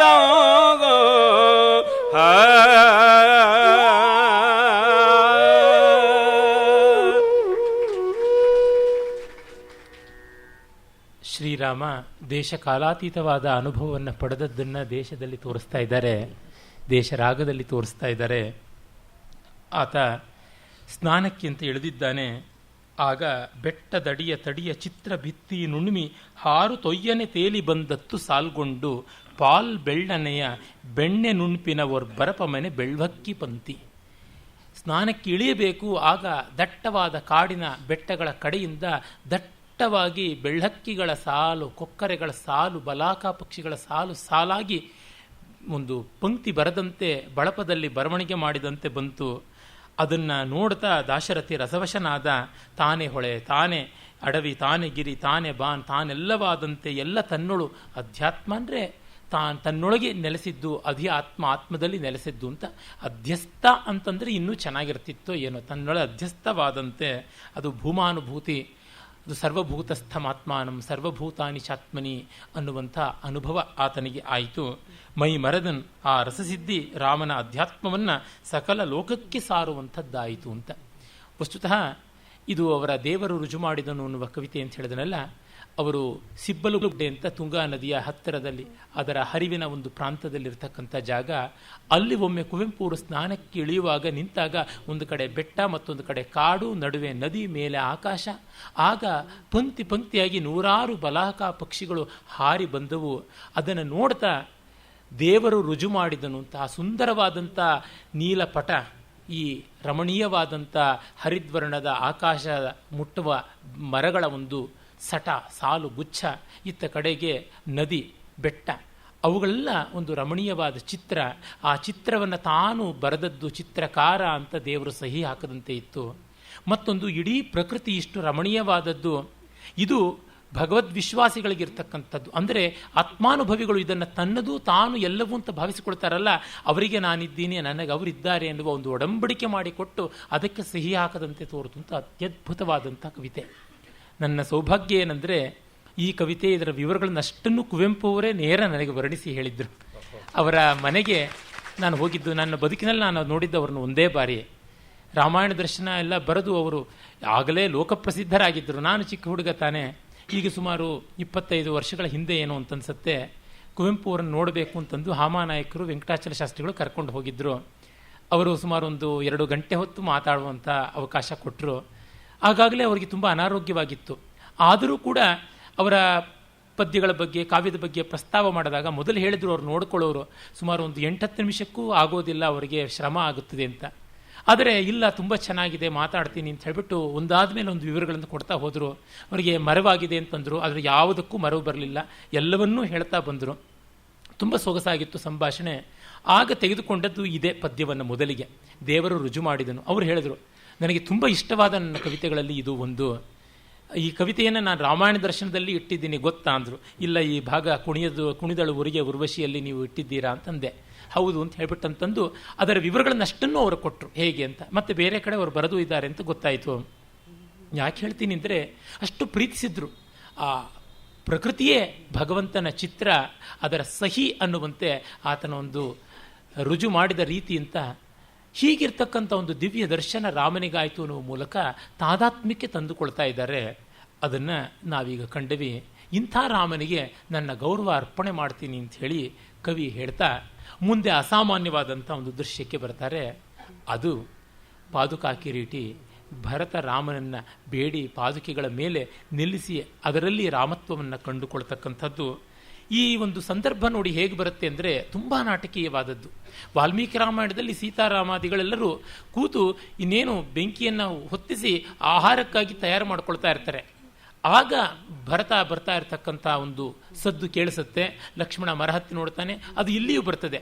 ಆದರೆ ತತ್ಪೂರ್ವದಲ್ಲಿ ರಾಮ ಹೀಗೆ ಸ್ನಾನ ಮಾಡಬೇಕು ಅಂದ್ಕೊಂಡವನು ಆ ಪರಿಸರ, ಆ ಪ್ರಕೃತಿಯ ರಸ ಸಮಾಧಿಗೆ ತುತ್ತಾಗಿ ಒಂದು ಕ್ಷಣಕಾಲ ಜೊಂಪಿಸಿ ಮತ್ತೆ ಸೀತೆಯನ್ನು ಕೂಡ ಜಲಕ್ರೀಡೆಗೆ ಬಾ ಅಂತ ಕರೀತಾನೆ. ಬಹಳ ಸೊಗಸಾಗಿರ್ತಕ್ಕಂಥ ವರ್ಣನೆ ಬರ್ತದೆ. ಕಾವ್ಯದ 18 ವರ್ಣನೆಗಳಲ್ಲಿ ಜಲಕ್ರೀಡೆ ಕೂಡ ಒಂದು. ಅದನ್ನು ಅದೆಷ್ಟು ಚೆನ್ನಾಗಿ, ಎಷ್ಟು ಗಂಭೀರ ರಮಣೀಯವಾಗಿ ಮಾಡ್ತಾರೆ. ಮತ್ತು ಅವರಿಬ್ಬರ ಮಧ್ಯೆ ತಗಾದೆ, ಒಂದು ವಿನೋದ, ಒಂದು ಹುಸಿ ಮುನಿಸು, ಇವೆಲ್ಲ ಬರುತ್ತದೆ. ಅದನ್ನು ಬಹಳ ಇಂಟಿಮೇಟ್ ಆಗಿ ಅವರು ಮಾಡ್ತಾರೆ ನೋಡಿ. ಆ ಜಲಕ್ರೀಡೆ ಆದ ಮೇಲೆ ತಮ್ಮನದು ಕಾಯು ತಿರ್ಪನ್ ನಿಡಿದು ಪೊಳ್ತಿಂದೆ ಮರಗಳೇ ಇಡುಕುವರ್ ನಡುವಣ ಕಲ್ಲರೆಯ ಮೇಲೆ ನಲ್ಲುಣಿಸುಗಳನ್ನಿಟ್ಟು ನಲ್ಲುಣಿಸುಗಳನ್ನು ಅಟ್ಟು ತಂದಿಹನ್ ಬಾ ಅಣುಗಿ ಬೇಗ ಬಾ ನಿನ್ನ ದಸೆಯಿಂದೆನಿತು ತಡವಾಯಿತು ತಮ್ಮ ನೇನೆಂದಪ್ಪನ್. ನೋಡು, ಲಕ್ಷ್ಮಣ ಆಗಲೇ ಊಟ ಸಿದ್ಧ ಮಾಡಿ ಇಟ್ಟುಬಿಟ್ಟಿದ್ದಾನೆ, ಎಷ್ಟೊತ್ತಿಂದ ಕಾಯ್ತಾ ಇದ್ದಾನೆ, ನಿನ್ನಿಂದ ಎಷ್ಟು ತಡ ಆಯಿತು ಅಂತ. ಜಾಣ್ ನೋಡಿದಿರಲ್ತೆ ತೊಳುವುದಕ್ಕೂ ಆನೆ ಕಾರಣವೆಂಬುದು ಅದಪ್ಪೊಡಂ ನನ್ನಿಂದ ತಡಮಾಯಿತೆಂಬುದು ದಿಟಮೆ ಪೇಳ್ ಸತ್ಯನಿಧಿ. ನಾನೇ ಕಾರಣ ಅಂತೀಯ, ನನ್ನಿಂದಲೇ ಕಾರಣ ಅಂತೀಯ, ನೀನೇ ತಾನೇ ಕರೆತದ್ದು ಜಲಕ್ರೀಡೆಗೆ ಅಂತ. ಆಗ ತರ್ಕಸಿಂಹಿಣಿ ಸಾಲ್ಗುಮಿ ಜಾಣ್ಮೆ ಬೇಗ ಬಾ, ಅಬ್ಬಾ ತರ್ಕ ಮಾಡಬೇಡ ಸಾಕು ಅಂತ. ಸಿಂಹಿಣಿ ಅಲ್ಲ, ಸಿಂಹಿ ಅಂತ ಇರಬೇಕಾಗಿತ್ತು ಅಂತ ಹೈಪರ್ ಕ್ರಿಟಿಕಲ್ ಆಗಿ ವ್ಯಾಕರಣ ವಿದ್ವಾಂಸರು ಹೇಳ್ಬೋದು. ಸಿಂಹಕ್ಕೆ ಸ್ತ್ರೀಲಿಂಗ ಸಿಂಹಿ, ಸಿಂಹಿಣಿ ಅಲ್ಲ. ಕನ್ನಡದಲ್ಲೇ ಅದು ಬಂದಿದೆ. ಆಮೇಲೆ ಲಕ್ಷ್ಮಣ ಹೇಳ್ತಾನೆ ನೋಡಿ, ಅವನ ಒಂದು ಮಾತಿನಲ್ಲೇ ಅತ್ತಿಗೆ ಬಗ್ಗೆ ವಾತ್ಸಲ್ಯ ಗೌರವ. ಅತ್ತಿಗೆ ನೀಕಿಂತು ದಣಿಸುವರಿ ಅಣ್ಣಯ್ಯ ಕಾಡು ಕೊರಕಲನ್ನು ಅಲಸಿ. ಯಾಕೆ ಇಷ್ಟು ಕಷ್ಟ ಕೊಡಿಸ್ತೀರ ಅತ್ತಿಗೆಗೆ? ಏದುಸರು ಬಿಟ್ಕೊಂಡು ಪಾಪ ಕೊರಕಲಲ್ಲಿರ್ತಕ್ಕಂಥ ಆ ನೀರಿನ ಸೆಲೆಯಿಂದ ಇಷ್ಟು ಎತ್ತರದ ಚಿತ್ರಕೂಟವನ್ನು ಹತ್ತಿಕೊಂಡು ಬೇಗ ಬೇಗ ಬಾ ಅಂತ ಎಳ್ಕೊಂಡು ಬಂದುಬಿಟ್ರಲ್ಲ. ಅಂದರೆ ಸೀತೆ ನೋಡಿ ರಾಮನನ್ನು ಬಿಟ್ಟುಕೊಡಲ್ಲ. ಮೈದುನನೇ ನಳಲಿಗೆ ನಡೆಬವನ ತೊಂದರೆಯೇ. ನೆರಳಿಗೆ ನಡೆಯುವವನ ಕಷ್ಟ ಉಂಟಾ? ನಡೆಯುವವನು ಮುಳ್ಳಲ್ಲಿ ನಿಂತರೆ ನೆರಳಿಗೆ ಅದು ಚುಚ್ಚಿಕೊಳ್ಳುತ್ತಾ? ಅವನು ಕಲ್ಲು ಮೇಲೆ ಜಾರಿ ಬಿದ್ದರೆ ನೆರಳಿಗೆ ನೋವಾಗುತ್ತದೆಯಾ? ಇಲ್ಲ, ನಾನು ಛಾಯೇ ವಾನುಗತಾ ಸದಾ ಅಂತ ಇರ್ತಕ್ಕಂಥವಳು ಅಂತ ಗಂಡನ ಕಡೆಗೆ ತಿರುಗಿ ಸಿಡುಕು ಮೋರೆಯ ಮಾಡಿ, ಗಂಡು ಬರಿ ಹೊಟ್ಟೆ ಕೂಳಿ ನಿರ್ಪೆಡೆಗೆ ಹರಣ ಹೋದುದನ್ನು ಲೆಕ್ಕಿಸದೆ ಹಾರಿ ನುಗ್ಗಿಪುದೇಂ ನಾಣ್ಗೇಡ. ಗಂಡನ ಕಡೆಗೆ ಮುಖ ಗಂಟು ಹಾಕ್ಕೊಂಡು, ಆಹಾ ಈ ಗಂಡೇ ಹೀಗೆ, ಹೊಟ್ಟೆ ಬಾಕ, ಅನ್ನ ಇದೇನ್ರೆ ಸಾಕು, ಎಲ್ಲಿಗಾದರೂ ಹಾಕು ಕನ್ನ ಅಂತ ಹೋಗ್ತಕ್ಕಂಥದ್ದು ಅಂತಂತಾಳೆ. ಅಂದರೆ ಆ ಮೈದುನ ಹತ್ರ ಗಂಡನ್ನು ಬಿಟ್ಟುಕೊಡದೆ ಇರ್ತಕ್ಕಂಥದ್ದು, ಗಂಡನ್ನು ಚುಡಾಯಿಸ್ತಕ್ಕಂಥದ್ದು, ಈ ಥರ ಸೀತೆನೂ ಇರೋಕ್ಕೆ ಸಾಧ್ಯವಾ? ಹೀಗೆಯೇ ಸೀತೆ ಇದ್ದದ್ದು. ನಾವು ಏನು ಮಾಡಿಬಿಟ್ಟಿದ್ದೀವಿ, ತುಂಬ ಮಡಿ ಮಾಡಿ ವೈಟ್ ವಾಶ್ ಮಾಡಿ ಅವರ ಜೀವ ಸ್ವರೂಪಗಳೇ ಮರೆತು ಹೋಗ್ಬಿಟ್ಟಿದೆ. ವಾಲ್ಮೀಕಿ ರಾಮಾಯಣದಲ್ಲಿ ನೋಡಿದ್ರೆ ರಾಮ ಸೀತೆಯರ ಸ್ನೇಹ, ವಿಶ್ವಾಸ, ಸಲುಗೆ ಗೊತ್ತಾಗುತ್ತೆ. ಅದನ್ನು ಈ ಮಟ್ಟಕ್ಕೆ ಜೀವಕಳೆ ತುಂಬುವಂತೆ ಕೊಟ್ಟವರು ನಮಗೆ ಕುವೆಂಪು ಅವರೇನೆ. ದ್ರೌಪದಿ, ಭೀಮ ಮೊದಲಾದವರನ್ನು ಅಷ್ಟು ಜೀವಕಳೆಯಿಂದ ನಮಗೆ ಕಳಕಳಿಸುವಂತೆ ಕೊಟ್ಟದ್ದು ಹೇಗೆ ಕುಮಾರವ್ಯಾಸನು, ಆ ರೀತಿಯಾಗಿ ಅದು ಬೇಕು. ದೊಡ್ಡವರು, ಮಹನೀಯರು ಸದಾಕಾಲ ಶ್ರೀಮದ್ ಗಾಂಭೀರ್ಯದಿಂದ ಇರ್ತಾರೆ. ನಾನು ಅಂದ್ಕೊಳ್ತಾ ಇದ್ದೆ, ದೊಡ್ಡವರೆಲ್ಲರೂ ಕೂಡ ಸದಾಕಾಲವೂ ಕಿರೀಟವನ್ನು, ಅಲಂಕಾರಗಳನ್ನು ಹಾಗೇ ಧರಿಸಿಕೊಂಡು ಅದೇ ಥರ ಇರ್ತಾರ ಅಂತ. ಆ ಅಲಂಕಾರ ಅಲ್ಲ ಅವರಿಗೆ, ಅದು ಒಳ್ಳೆ ದಂಡನೆ ಆಗೋಗ್ಬಿಡುತ್ತೆ. ಅವರು ವಿಶ್ರಾಂತಿ ತಗೋಬೇಕು ಅಂದರೆ ಕಿರೀಟವನ್ನು ಕಳಿಸಬೇಕು, ಹಾರ ಕೇಯೂರಗಳನ್ನು ಕಳಿಸಬೇಕು. ಅದನ್ನೆಲ್ಲವನ್ನು ಇಟ್ಕೊಂಡು ನಿದ್ರೆ ಮಾಡೋದಕ್ಕೆ ಸಾಧ್ಯವಾಗತ್ತಾ? ಚುಚ್ಚುತ್ತಾ ಇರುತ್ತೆ. ಹಾಗಾಗಿ ಅಲಂಕಾರವನ್ನೆಲ್ಲ ಬಿಡಬೇಕು.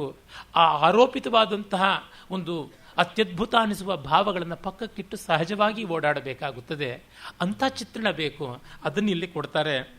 ಅವರು ಆ ಸೊಗಸಾದ ಕಾಡಿನ ಊಟವನ್ನು ಮಾಡ್ತಾ ಇರುವಾಗ ನೋಡಿ, ಇದೋ ನೋಡು, ಹೊಸ ಹಾಲು, ಹೊಸ ಹಣ್ಣು, ಹೊಸ ಕಂದ ಮೂಲಗಳು, ಮೃದು ಫಲಾನ್ನವಿದು ಕಮ್ಮನೆ ಮೂಗನ್ ಒಲಿಸುತ್ತಿದೆ, ಮನವ ನೆಳೆಯುತ್ತಿದೆ, ಭೋಜನ ಭೋಗ ಕೆಳಿಸಿ ಮುಗ್ದೆ ಕುಡಿ ಮೊದಲೊಳಿ ದುಗ್ಧಮಂ ತರುವಾಯ ತಿನ್ನಲೇವೆನಿ ಹಚ್ಚ ಹೊಸ ಹಣ್ಣುಗಳಂ ಅಂದಾಗ ಸೀತೆ ಇದ್ದಕ್ಕಿದ್ದಂಗೆ ಏನೋ ಗಲಾಟೆ ಅಂತ ದಿಗ್ಗನೆ ಅವಳು ಅದರಿ ಹೇಳ್ತಾಳೆ. ಅಲ್ಲಿಂದ ಆರಂಭ. ಭರತನ ಆಗಮನಕ್ಕೆ ಪ್ರಾಣಿ ಪಕ್ಷಿಗಳ ಸಂಚಲನ ಉಂಟಾಗಿ ತನ್ಮೂಲಕ ವನದ ಪ್ರಕ್ಷೋಭ, ಆಮೇಲೆ ಪ್ರಕೃತ.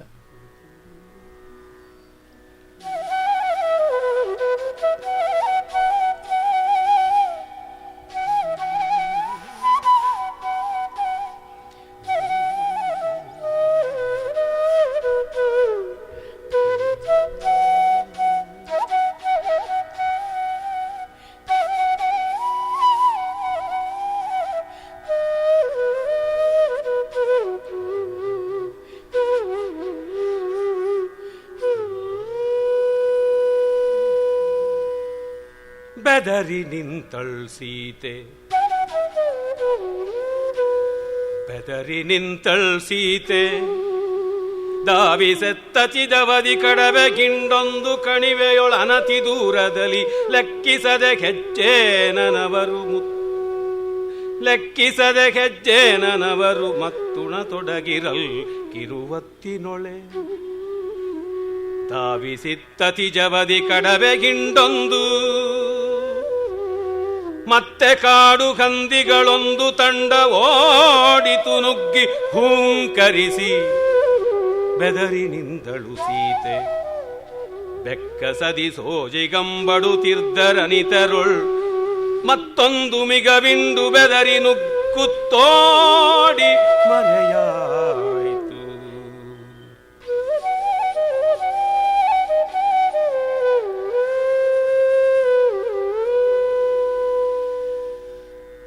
ಏನಿಂದಿದೆ ತಕೆ ಜಂತುಗಳಿಂದು ಕೆಟ್ಟೋಡುತ್ತಿವೆ,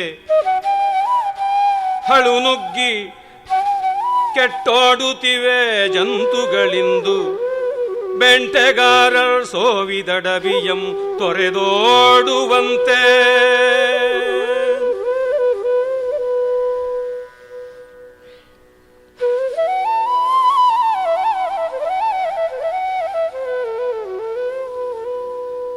ಏನೇ ರಾಮನೆಂದಳು ಸೀತೆ, ಕಾಣಲ್ಲಿ ಪ್ರಾಣೇಶ ಹೆರಾನೆಗಳ ಗಿಂಡು ಕಾಣಲ್ಲಿ ಪ್ರಾಣೇಶ.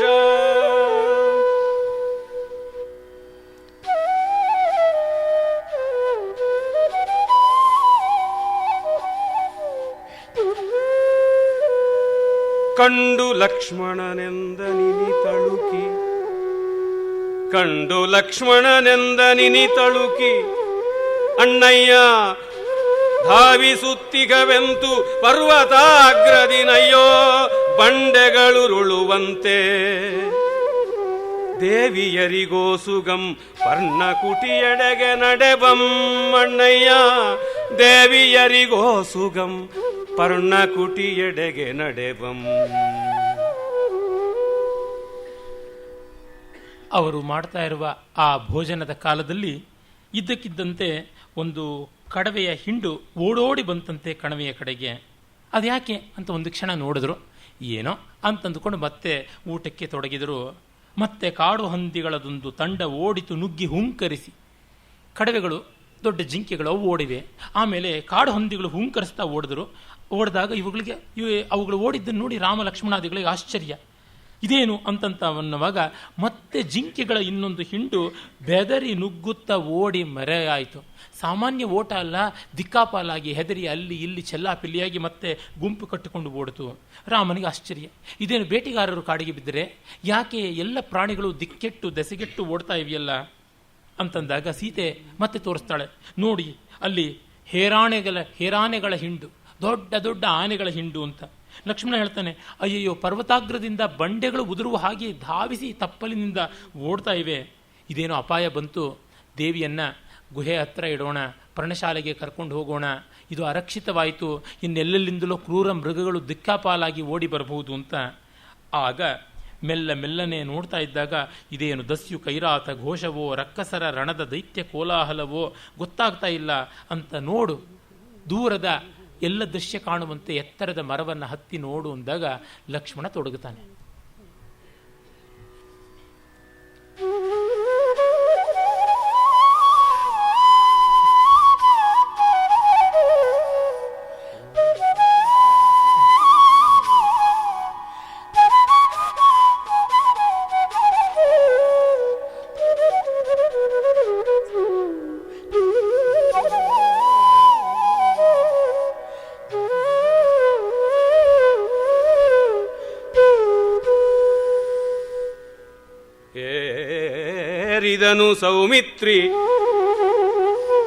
ಏರಿದನು ಸೌಮಿತ್ರಿ ಸಂತ್ವರಿತ ಮಾನಸಂ ಪ್ರೋದ್ದೀಪ್ತ ತೇಜಸಂ. ಏರಿದನು ಸೌಮಿತ್ರಿ ಸಂತ್ವರಿತ ಮಾನಸಂ ಪ್ರೋದ್ದೀಪ್ತ ತೇಜಸಂ. ವಿರಳ ಪರ್ಣದ್ರುಮದ ಪುಷ್ಪಿತ ಶರೀರದ ಸ್ವರ್ಗ ಚುಂಬಿತ ಸಾಲದುನ್ನತ ಶಿರದ ಕರದ ಗೋಪುರಕ್ಕೆ ಏರಿದನು ಸೌಮಿತ್ರಿ. ಪಕ್ಷಿರಾಜನ ತೀಕ್ಷ್ಣ ಅಕ್ಷಿಯೋಲ್ ನೋಡಿದನು, ಪಕ್ಷಿರಾಜನ ತೀಕ್ಷ್ಣದ ಅಕ್ಷಿಯೋಲ್ ನೋಡಿದನು, ಕಣ್ಣಟ್ಟಿ ದಿಕ್ತೇಶಮಂ ನೋಡಿ ಮೂಡಣಿಂಬಡಗಣ್ಗೆ ಮೊಗಮಾಗೆ ಕೆಚ್ಚೆದೆಯ ಕಲಿ ಬೆಚ್ಚಿದನ್, ಕೆಚ್ಚೆದೆಯ ಕಲಿ ಬೆಚ್ಚಿದನ್. ಕಂಡ ನಮಿತ ದಲ ಪದ ದಲನಮಂ ಸಮುದ್ಭೂತ ರೇಣು ಪ್ರವಾಗಮಂ. ಕಾತರದಿ ಕೂಗಿ ಹೇಳಿದನತ್ತ ನಟ್ಟ ದಿಟ್ಟಿಯನ್ ಇತ್ತ ಹೊರಳಿಸದೆ.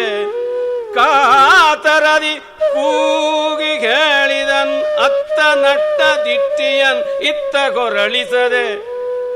ಆರಿಸಗ್ನಿಯರಣ್ಣ ಶೀಘ್ರದಿ ಗುಹಾಂತರದಿ ದೇವಿಯಂ ಬೈತಿಟ್ಟು ಬಾ ಜವದಿ. ತೊಡು ಕವಚಮಂ ಚಾಪಮಂ ಪಿಡಿ ನಿಷಂಗದಿಂ ತೆಗೆ ನಿಶಿತ ನರಾಚ ಮೃತ್ಯುವಂ.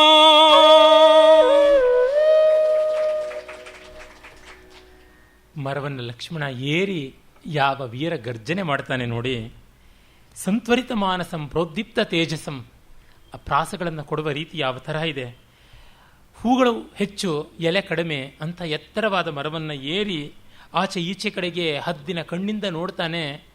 ಪೂರ್ವ ಪಶ್ಚಿಮ ಉತ್ತರ ದಿಕ್ಕುಗಳನ್ನೆಲ್ಲ ಪರೀಕ್ಷೆ ಮಾಡಿದಾಗ ಅತ್ತ ಕಡೆ ಪಶ್ಚಿಮೋತ್ತರದ ಕಡೆಯಿಂದ ಒಂದು ದೊಡ್ಡ ಧೂಳಿಯ ಮೋಡ ಕಾಣಿಸುತ್ತಾ ಇದೆ.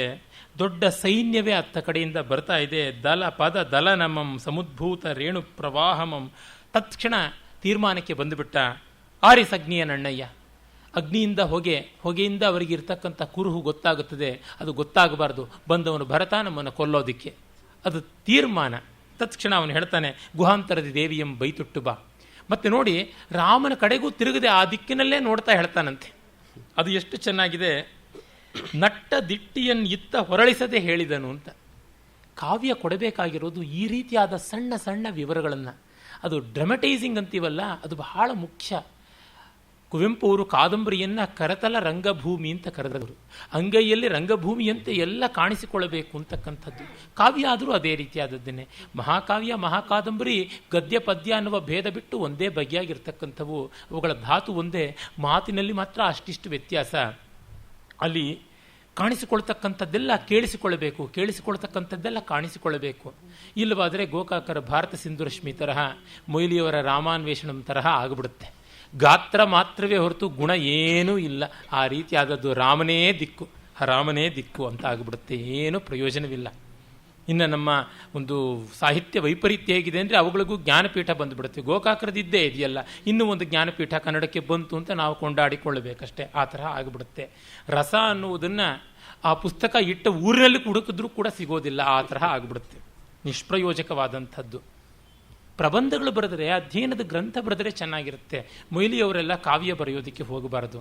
ಅದು ವ್ಯರ್ಥ ಪ್ರಯತ್ನ. ಅದಕ್ಕೆ ಬೇಕಾಗತಕ್ಕಂಥ ಭಾಷಾ ವ್ಯಾಸಂಗವಾಗಲಿ, ಅದಕ್ಕೆ ಬೇಕಾಗಿರ್ತಕ್ಕಂಥ ಅಲಂಕಾರ ವೈಚಿತ್ರ್ಯವಾಗಲಿ, ಕಲ್ಪನಾ ವೈಖರಿಯಾಗಲಿ, ಅದು ಒಂದು ಜನ್ಮದ ತಪಸ್ಸಲ್ವೇ. ಎಲ್ಲರೂ ಎಲ್ಲವನ್ನ ಮಾಡೋದಕ್ಕೆ ಆಗುವುದಿಲ್ಲ, ಮಾಡಬೇಕಿಲ್ಲ. ರಾಮಾಯಣದ ಬಗ್ಗೆ ಒಳ್ಳೆ ಸಂಶೋಧನಾತ್ಮಕವಾದ ಗ್ರಂಥ ಬರೆದಿದ್ದರೆ ಚೆನ್ನಾಗಿರೋದು. ಕಾರಣ ಅವರ ರಾಮಾನ್ವೇಷಣದಲ್ಲಿ ಅಧ್ಯಯನದ ದೃಷ್ಟಿ, ಚಿಂತನೆಯ ದೃಷ್ಟಿ, ರಾಮಾಯಣ ಕಥೆಯನ್ನು ಬಗೆ ಬಗೆಯಾಗಿ ನೋಡಬಹುದಾದಂಥ ಬಗೆದು ಕಾಣಿಸ್ತಕ್ಕಂಥ ಮನೋಧರ್ಮ ಎಲ್ಲ ಚೆನ್ನಾಗಿದೆ. ಅದು ರಾಮಾಯಣದ ಬಗ್ಗೆ ಒಂದು ಥೀಸಿಸ್ ಆಗಬಹುದೇನೆ ಹೊರತು ಸಿಂಥೆಸಿಸ್ ಆಗುವುದಿಲ್ಲ. ಏನು ಮಾಡುವುದು? ಅದೇ ಇದು ಅಪ್ಪಟ ಕಾವ್ಯ. ಅಪ್ಪಟ ಅಂದರೆ ಅಪ್ಪಟ ಕಾವ್ಯ, 16ನೇ ಕಾವ್ಯ. ಚಾಪಮಂ ಪಿಡಿ ನಿಶಂಗದಿಂ ತೆಗೆ ನಿಶಿತ ನಾರಾಚ ಮೃತ್ಯುವಂ. ಬಾಣ ಅನ್ನುವ ಸಾವನ್ನು ತೆಗೆ, ವೈರಿಗಳಿಗಾಗಿ ಅದನ್ನು ಮೀಸಲಿಡು ಅಂತ ಹೇಳ್ತಾನೆ. ಆಗ ರಾಮ ಏನು ಅಂತ ಕೇಳ್ತಾನೆ. ಅದಕ್ಕೆ ನೋಡಿ ಅವನ ಮಾತಿನ ರೀತಿ, ಏನ್ ಅಂದರೆ ರಾಮ ಏನೇ ಬರುತ್ತಿದೆ ಸೇನೆ. ಲಕ್ಷ್ಮಣ ಹೇಳ್ತಕ್ಕಂಥದ್ದು ಪ್ರಾಸ, ಕಾಲಾಳು ಹೇರಾನೆ ತೇರು ಕುದುರೆಯ ಮಾರಿ ಬೇನೆ. ಆ ಪ್ರಾಸ ನೋಡಿ, ಏನೆ ಬರುತ್ತಿದೆ ಸೇನೆ, ಕಾಲಾಳು ಹೇರಾನೆ ತೇರು ಕುದುರೆಯ ಮಾರಿ ಬೇನೆ, ವೈರಿಯ ದಿಟಂ ಸಾರುತ್ತಿದೆ ಕೈದುಗಳ ಕಾಂತಿ, ನುಗ್ಗುತಿ ಹರದೋ ರಾವುತರ್ ಮಾವುತರ್. ಶಬ್ದಗಳು ಬೇಡಿಕೊಂಡಂತೆ ಅಹಮಹಮಿಕೆಯ ಬರಬೇಕು.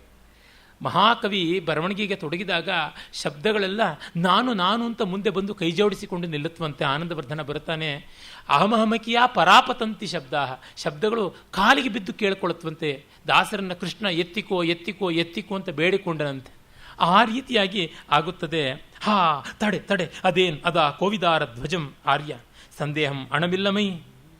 ಅವನು ಯಾವ ಸಂದೇಹವೂ ಇಲ್ಲದೆ ಹೇಳ್ತಾನೆ, ಅಯ್ಯೋ ಕೇಡು ಬಂದ ತಾರ್ಯ ತಿಳಿದನಿದರ ಅರ್ಥಮಂ ಮೇಣೆಮ್ಮ ಅನರ್ಥಮಂ. ಇದರ ಅರ್ಥ ಏನು ಅಂತ ಗೊತ್ತಾಯಿತು, ಅದು ನಮ್ಮ ಅನರ್ಥವೇ ಆಗಿದೆ. ರಾಜ್ಯ ಕಾಮುಗೆ ಕೈಕೇಯಿ ಸುತಂ ದುಷ್ಟಮತಿ ಬಂಧನ ಭರತಂ ದುರುದ್ದೇಶದಿಂ.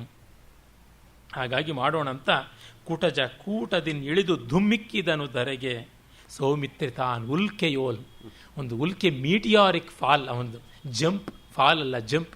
ಹಾಗೆ ಹಾರಿ ಬಂದು ನಿಲ್ತಾನೆ ರಾಮನ ಮುಂದೆ. ರಾಮನ ಮಾತು ಎಷ್ಟು ಶಾಂತಿಯಿಂದ ಕೂಡಿದೆ.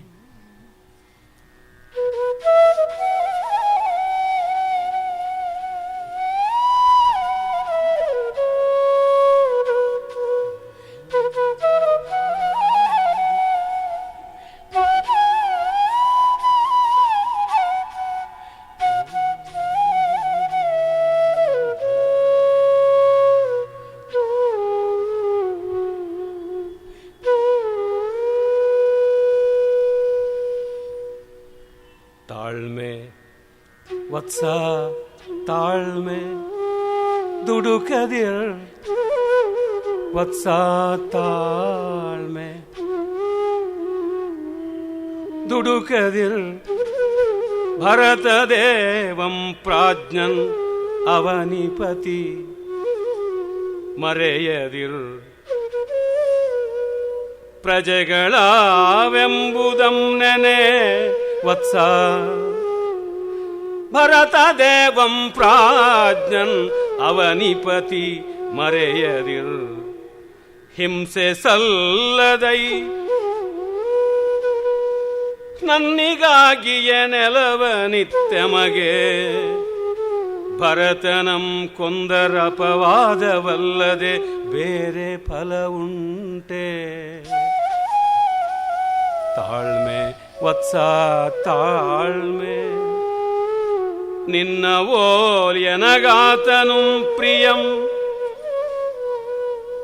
ನೆಲದ ಸಿರಿ ಒಲುಮೆಗೋ ಸುಗವಲ್ತೆ, ನೆಲದ ಸಿರಿ ಒಲುಮೆಗೋ ಸುಗವಲ್ತೆ. ಕೊಂದದಂ ಸಿರಿಗರಸಾಗೆ ಮರುಭೂಮಿಯೊಡೆತನಂ ಅಲ್ತೆ.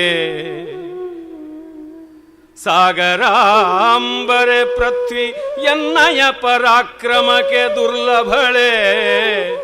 ಸಾಗರಾಂಬರೆ ಪೃಥ್ವಿ ಎನ್ನಯ ಪರಾಕ್ರಮಕ್ಕೆ ದುರ್ಲಭಳೆ. ಪ್ರಾಣ ಕಿಂ ಪ್ರಿಯತರಂ ಎನಗೆ ಧರ್ಮಂ.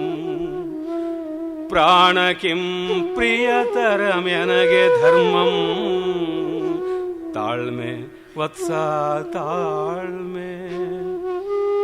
ಕ್ರೋಧ ಮೂರ್ಛಿತನಾಗುತ್ತಾರೋಪಣಂ ಗೈವೆನೀಂ ವತ್ಸ.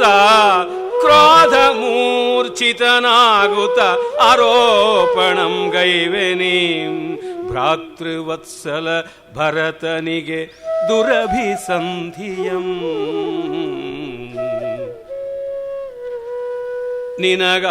ನಿನಗಾತನಾವಗಂ ನುಡಿದುದಿಲ್ಲ ಹಿತಮಂ.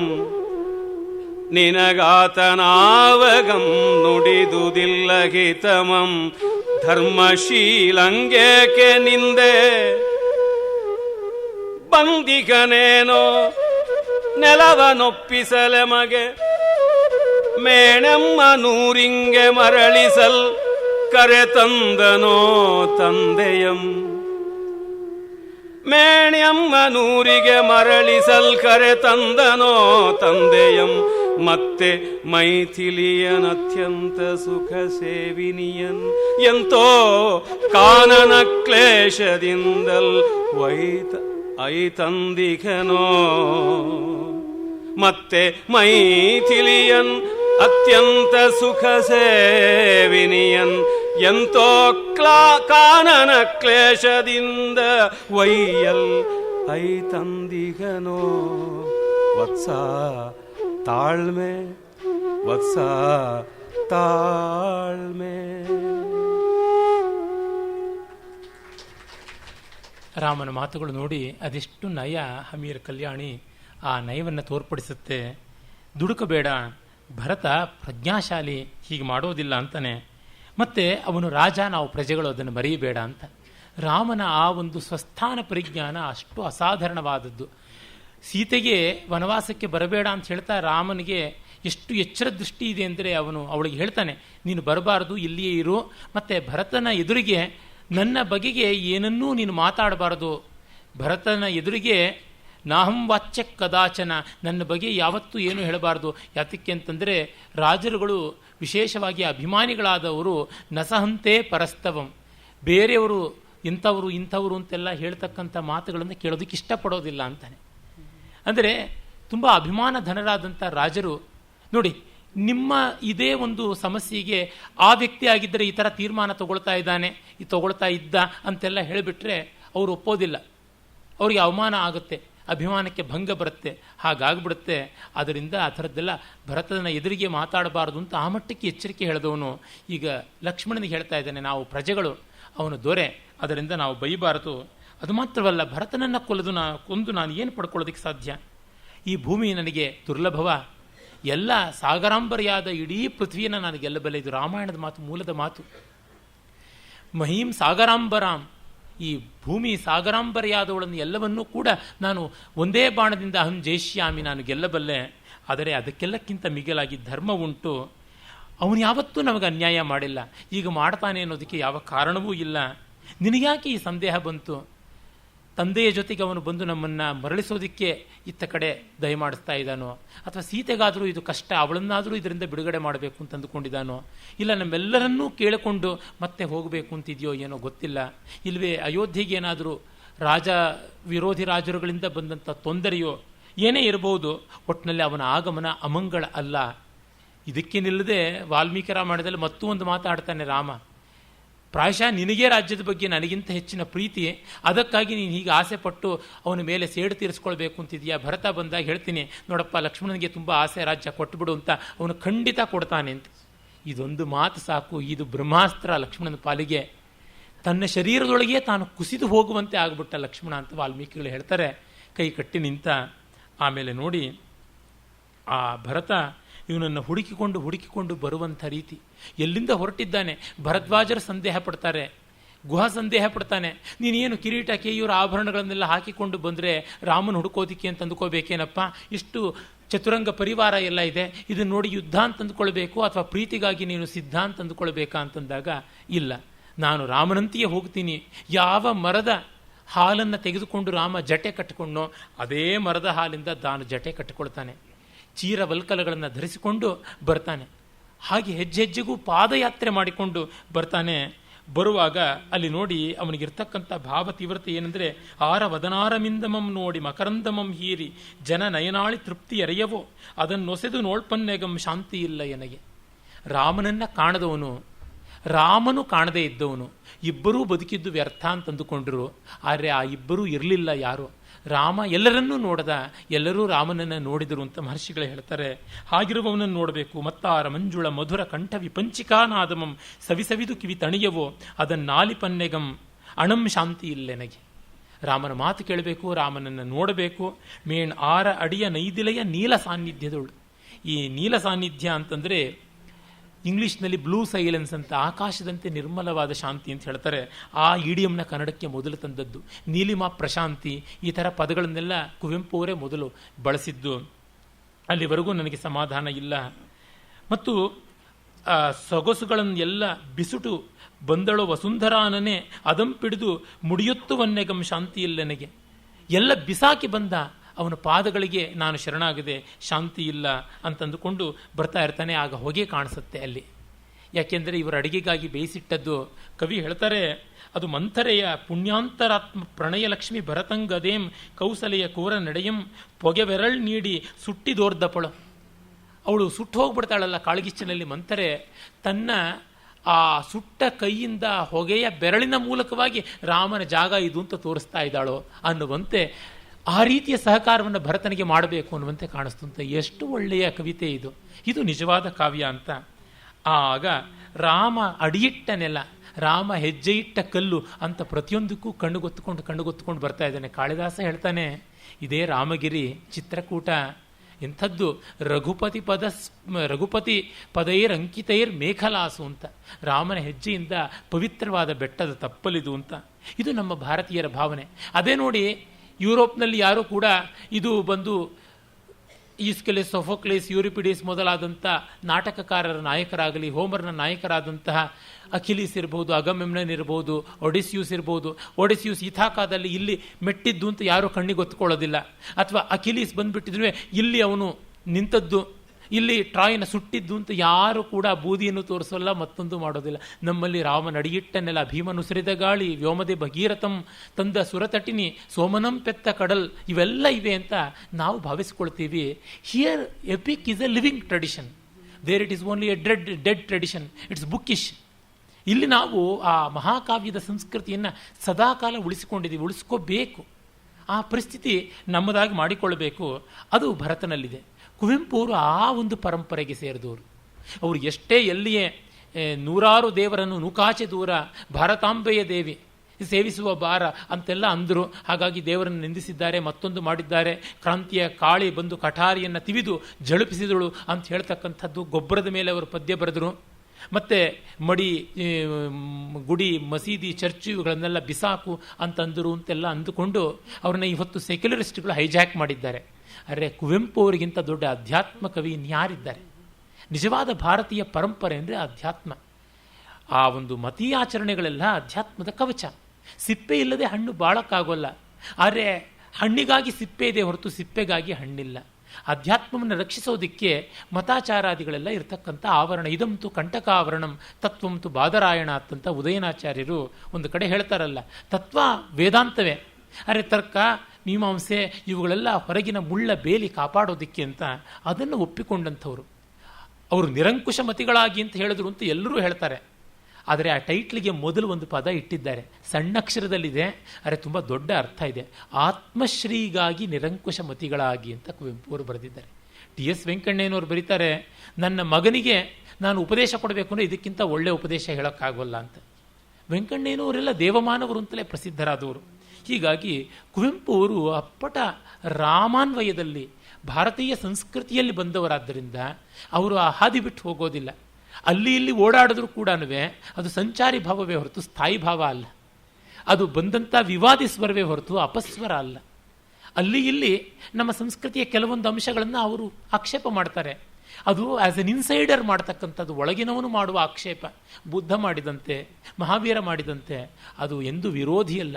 ಅದು ಔಷಧವೇ ಹೊರತು ವಿಷವಲ್ಲ, ಕಹಿ ಇರಬಹುದಾದರೆ. ಹೀಗಾಗಿ ಆ ಭರತ ಬಂದು ರಾಮನು ಇರುವ ಜಾಗವನ್ನು ಗುರುತಿಸಿಕೊಂಡು ಕಾಣುವುದನ್ನು ಹೆಜ್ಜೆ ಹೆಜ್ಜೆಗೆ ಬೆಳೆಸ್ತಾರೆ. ತುಂಬ ತುಂಬ ನಾಟಕೀಯವಾಗಿದೆ. ಇದು ನಿಜವಾಗಿ ರಂಗಸ್ಥಳದಲ್ಲಿ ಒಬ್ಬ ಮಹಾ ಕಲಾವಿದ ನರ್ತಿಸಿ ತೋರಿಸಬೇಕಾದಂಥದ್ದು. ಅಂಥ ಕಲಾವಿದರು ಬರಬೇಕು. ನಮ್ಮ ನರ್ತಕರು ಎಂತೆಂಥದ್ದನ್ನೋ ಡಾನ್ಸ್ ಮಾಡ್ತಾರೆ, ಅದಕ್ಕೆ ಏನನ್ನೋಣ, ಅವರ ಕಾಲಿಗೆ ಇನ್ನೂ ಯಾತಕ್ಕೋ ಲಕ್ವ ಹೊಡೆದಿಲ್ಲ ಅಂತ ಅನಿಸ್ಬಿಡುತ್ತೆ ನನಗೆ. ಎಷ್ಟು ವಿಕಾರವಾಗಿರುವಂಥದ್ದು, ರಸವಿಲ್ಲ, ರಕ್ತಿ ಇಲ್ಲ, ಅಷ್ಟು ಬೇಸರ ಆಗುತ್ತೆ. ಇಂಥ ಮಹಾವಸ್ತುಗಳನ್ನು ಇಟ್ಟುಕೊಂಡು ಮಾಡಬಾರ್ದ, ಅದನ್ನು ರಸೋತ್ಕರ್ಷವಾಗಿ ಮಾಡಬಾರ್ದ. ಭರತ ಬಂದದ್ದನ್ನು ಮಾಡಬೇಕು. ನಿಜ, ನಮ್ಮ ಶ್ರೀಧರಂಥವರು ಮಾಡಿದ್ದಾರೆ. ಆದರೆ ಇಂಥ ಸಾಹಿತ್ಯ ತಗೊಂಡು ಮಾಡಬೇಕು. ವಸ್ತುತ ಇಂಥ ಸಾಹಿತ್ಯ ತಗೊಂಡು ಮಾಡುವಾಗ ನರ್ತಕನಿಗೆ ಏನೂ ಮಾಡಬೇಕಿಲ್ಲ, ಇದಕ್ಕೆ ಕುಣಿದರೆ ಸಾಕು, ಇನ್ನೇನು ಕಲ್ಪನೆ ತೋರಿಸಬೇಕಿಲ್ಲ. ಒಳ್ಳೆ ಶ್ರುತಿಗೆ ಶ್ರುತಿ ಸೇರಿಸಿದ್ರೆ ಸಾಕು, ಹಾಡಬೇಕಾಗಿಲ್ಲ ಅಂತ. ಆ ರೀತಿಯಾದದ್ದು ನಮ್ಮ ಸಂಗೀತ, ಇವರ ಸಾಹಿತ್ಯವೂ ಅದೇ ರೀತಿಯಾದದ್ದು ನೋಡಿ.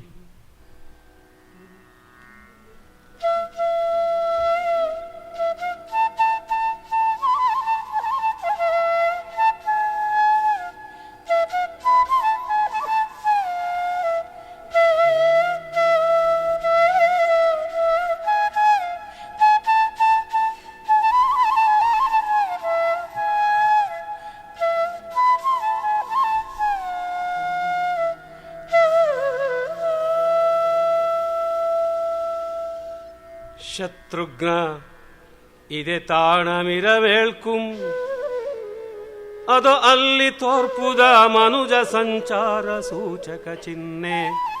ಶತ್ರುಘ್ನ ಇದೆ ತಾಣಮಿರವೇಳ್ಕುಂ ಅದು ಅಲ್ಲಿ ತೋರ್ಪುದ ಮನುಜ ಸಂಚಾರ ಸೂಚಕ ಚಿಹ್ನೆ.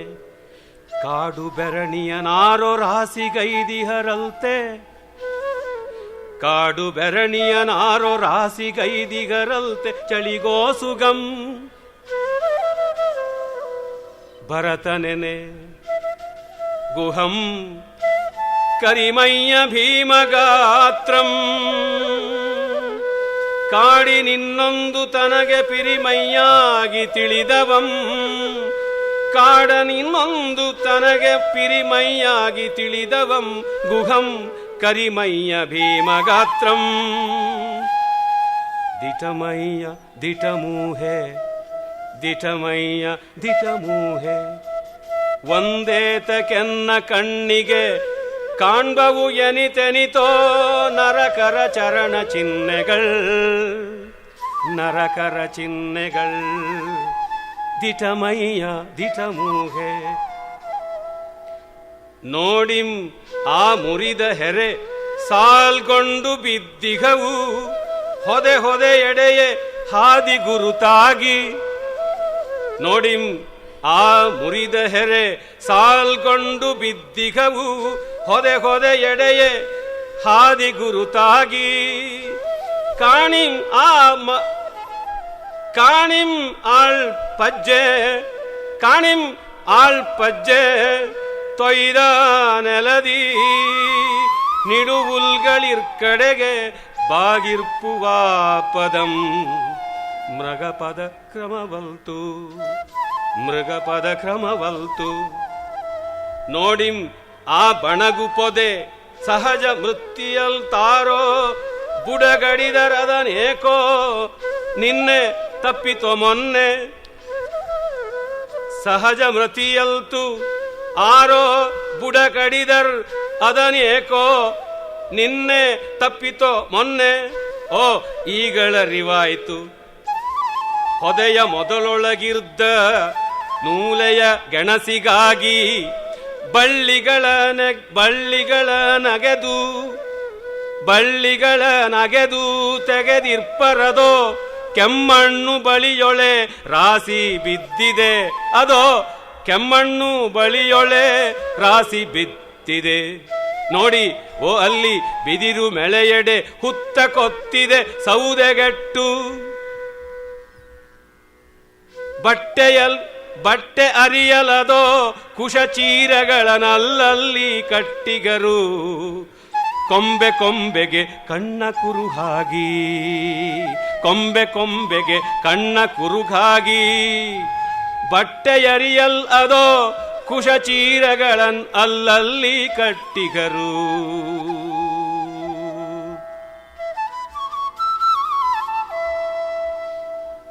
ಇದು ಇಲ್ಲಿ ಹೂಗೊಯ್ದು ಹೋಹಾಗಳ್ ಉದುರಿದ ಒಂದು ಹೂವಲ್ತು 2 3 4 5 6 ಚಲ್ಲಿಗೋಗಿಹರಯ್ಯೋ. ಇತ್ತಲಿತ್ತಲ್ ಬನ್ನಿ ಅತ್ತ ಸರು ಅತ್ತದರಿ ಕಾಣಿರಿದೋ ಇದೆ ಹಾದಿ. ಬಳಿಯಿರ್ಪುದಾಶ್ರಮಂ ಕಂಪಿಂದೆ ಬೇಂಟೆನಾಯ್ ಮಿಗದಕ್ಕೆಯನರಿಯುವಂತೆ. ಕಂಪಿಂದೆ ಬೇಂಟೆನಾಯ್ ಮಿಗದಿರ್ಕೆಯರಿಯುವಂತೆ ಅರಿತೆ ನಾನ್. ಅದೋ ಅಲ್ಲಿ ಆ ಎತ್ತರದೊಳ್ ಆರೋ ಹೊಳೆದ ಓಲಾಯ್ತೆನಗೆ. ಅದೋ ಅಲ್ಲಿ ಆ ಎತ್ತರದೊಳ್ ಆರೋ ಹೊಳೆದ ಓಲಾಯ್ತೆನಗೆ. ಭ್ರಾಂತಿ ಇನ್ನೆಲ್ಲಿಯದು ಶಿವ ಶಿವ ಅಗೋ ಅಲ್ಲಿ ಅಗೋ ದೇವರಾಮಚಂದ್ರಂ ಅಲ್ಲಿ ಕಾಣಿರೇಂ ದೇವಿ ಸೀತಾ ಮಾತೆ. ಅದೋ ಅಲ್ಲೇ ದೇವ ಸೌಮಿತ್ರಿ.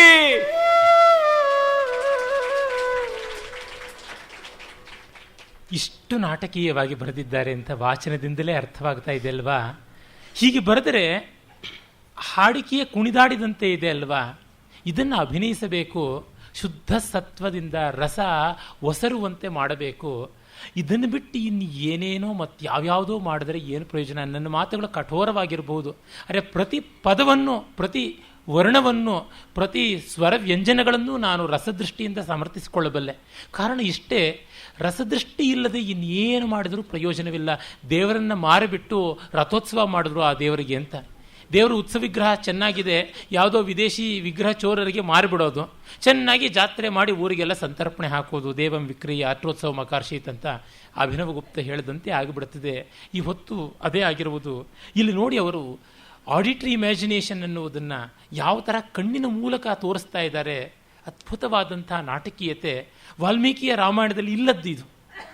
ಒಂದೆರಡು ಕಡೆ ಸಣ್ಣ ಸೂಚನೆಗಳಿವೆ ನಿಜ, ಆದರೆ ಅದನ್ನು ಇಷ್ಟು ವಿಸ್ತಾರ ಮಾಡಿದ್ದಾರೆ. ಕಾಳಿದಾಸನ ಶಾಕುಂತಲದಲ್ಲಿ ನೀವಾರ ಶುಕಗರ್ಭ ಕೋಟರ ಮುಖಾತ್ ಅಂತ ಒಂದು ಶ್ಲೋಕ ಬರುತ್ತೆ, ಬಹಳ ಚೆನ್ನಾಗಿರ್ತಕ್ಕಂಥದ್ದು.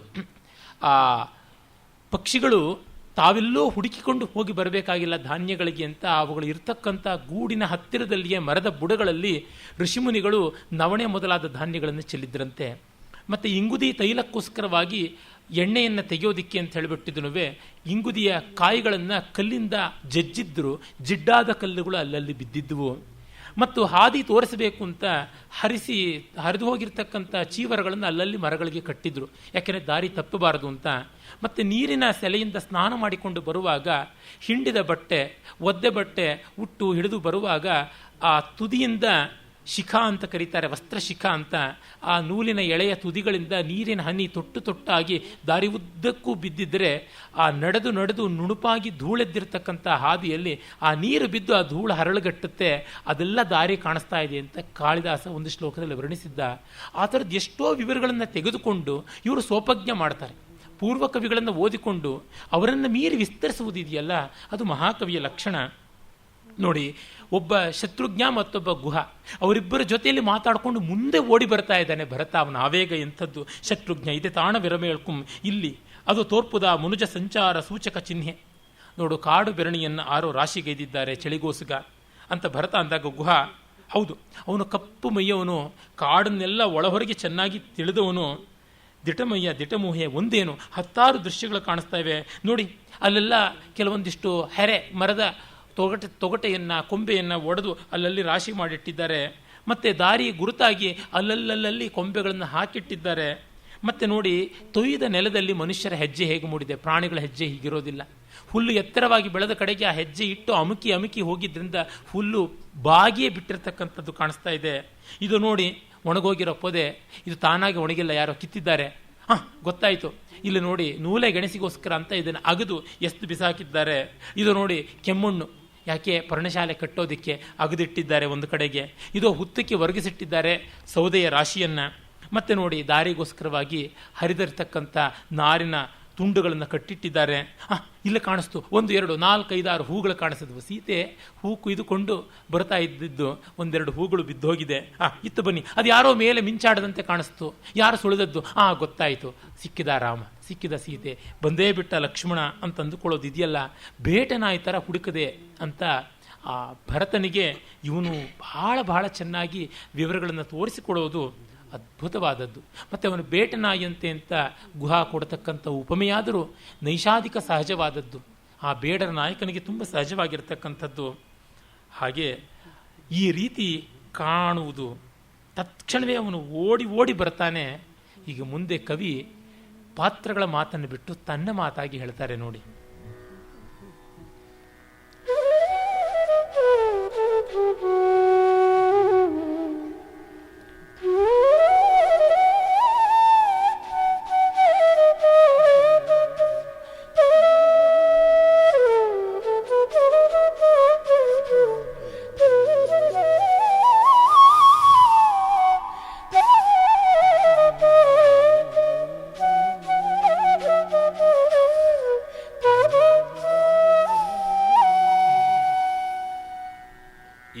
ವಿರಹಕ್ಕೆ ಮಿಗಿಲ್ ಸಂಕಟದ ಶಿಕ್ಷೆಯಂ ಸೃಜಿಸಬಲ್ಲನೆ ನರಕ ಶಿಕ್ಷಾಚಾರ್ಯನಾದೊಡಂ.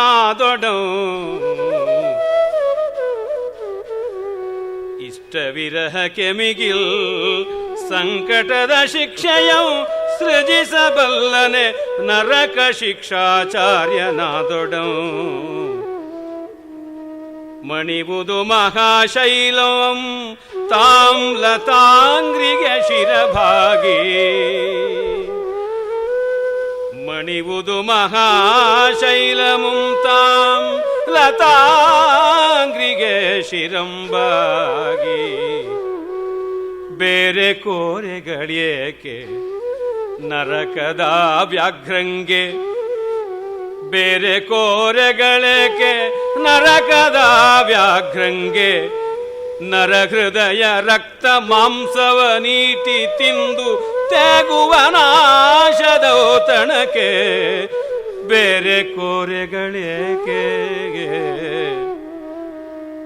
ಹಿರಿಯನಿಗೆ ಕಿರಿಯರಿಗೆ ದೂರದಿಂದಲೇ ಮಣಿದನೆಂಬಂತೆ ಮೂವರಿಗೆ ಭರತಂ ಯುಗಾಂತ ಭಾಸ್ಕರ ಸಮಂ. ದೀನ ವಿವರ್ಣವದನಂ ಕೃಶಂ ಭರತಂ. ಹಿರಿಯನಿಗೆ ಕಿರಿಯರಿಗೆ ದೂರದಿಂದಲೇ ಮಣಿದನೆಂಬಂತೆ ಮೂವರಿಗೆ ಭರತಂ ಯುಗಾಂತ ಭಾಸ್ಕರ ಸಮಂ. ದೀನ ವಿವರ್ಣವದನಂ ಕೃಶಂ ದಿಂಡುರುಳೆ ಪ್ರಸ್ವನ್ನ ಚೀರವಲ್ಕಲ ಜಟಾಜಟಿಲನಂ. ಕಷ್ಟದಿಂ ಗುರುತಿಸಿ ಮಹಾಕಾಶ ಸಂಕಾಶನ ನೀಲೋತ್ಪಲ ನಿಭಾಂಗನ್ ಆ ರಾಮಚಂದ್ರಂ ಕೂಡೆ ಬಿದ್ದೋಡಿ ಬಂದು ಓಡಿ ಬಂದು ಪಿಡಿದು ಎತ್ತಿದನ್. ರಾಮಚಂದ್ರಂ ಕೂಡೆ ಬಿಡಿದೋಡಿ ಬಂದು ಪಿಡಿದೆತ್ತಿದನ್. ಸುಯ್ಯರ್ದೆಗೆ ತಮ್ಮನಂ ಬಿಗಿದಪ್ಪು ತೊತ್ತಿದನ್. ಮಂಡೆಯಂ ಮುಂಡಾಡಿ ಪಣೆಗೆ ಮುತ್ತೊತ್ತಿದನ್.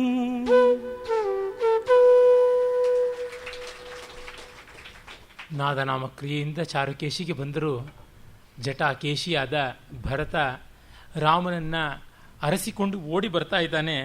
ಕವಿ ಹೇಳ್ತಾರೆ, ಆತ್ಮೀಯರ ವಿರಹಕ್ಕಿಂತ ದೊಡ್ಡ ಶಿಕ್ಷೆಯನ್ನು ನರಕಾಚಾರಿನಾದರೂ ಕೊಡಬಲ್ಲನ ಅಂತ.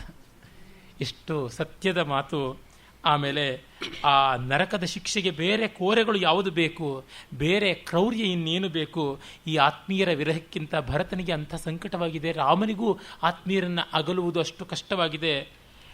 ಬೆವತು ತೊಯ್ದು ಅಂಟಿಕೊಂಡು ಬಿಟ್ಟಿದೆ ಮೈಗೆಲ್ಲ ನಾರುಮಡಿ, ತಡೀತಾ ಇದೆ ಹೆಜ್ಜೆ ಹೆಜ್ಜೆಗೂ. ಆದರೂ ಓಡಿ ಬರ್ತಾ ಇದ್ದಾನೆ. ರಾಮ ಗುರುತಿಸಿದ ಇವನನ್ನು, ಬಂದು ದಗ್ಗನೆ ಅಪ್ಪಿಕೊಂಡು ಬಿಡ್ತಾನೆ. ಬಿಗಿದಪ್ಪಿ ಮುಂಡಾಡೆ ಹಣೆಗೆ ಮುತ್ತೊತ್ತುತ್ತಾನೆ. ಮತ್ತೆ ಕುಶಲವನ್ನು ಕೇಳ್ತಾನೆ, ತಂದೆ ತಾಯಿ ಎಲ್ಲ ಹೇಗಿದ್ದಾರೆ ಏನು ಅಂತ. ಆಗ ಅಪ್ಪಿಕೊಂಡ ಸಂದರ್ಭವನ್ನು ಕವಿ ಒಂದು ಮಹೋಪಮಿಯಲ್ಲಿ ವರ್ಣಿಸ್ತಾರೆ. ಸುಮಾರು 25-30 ಪಂಕ್ತಿಗಳಿವೆ.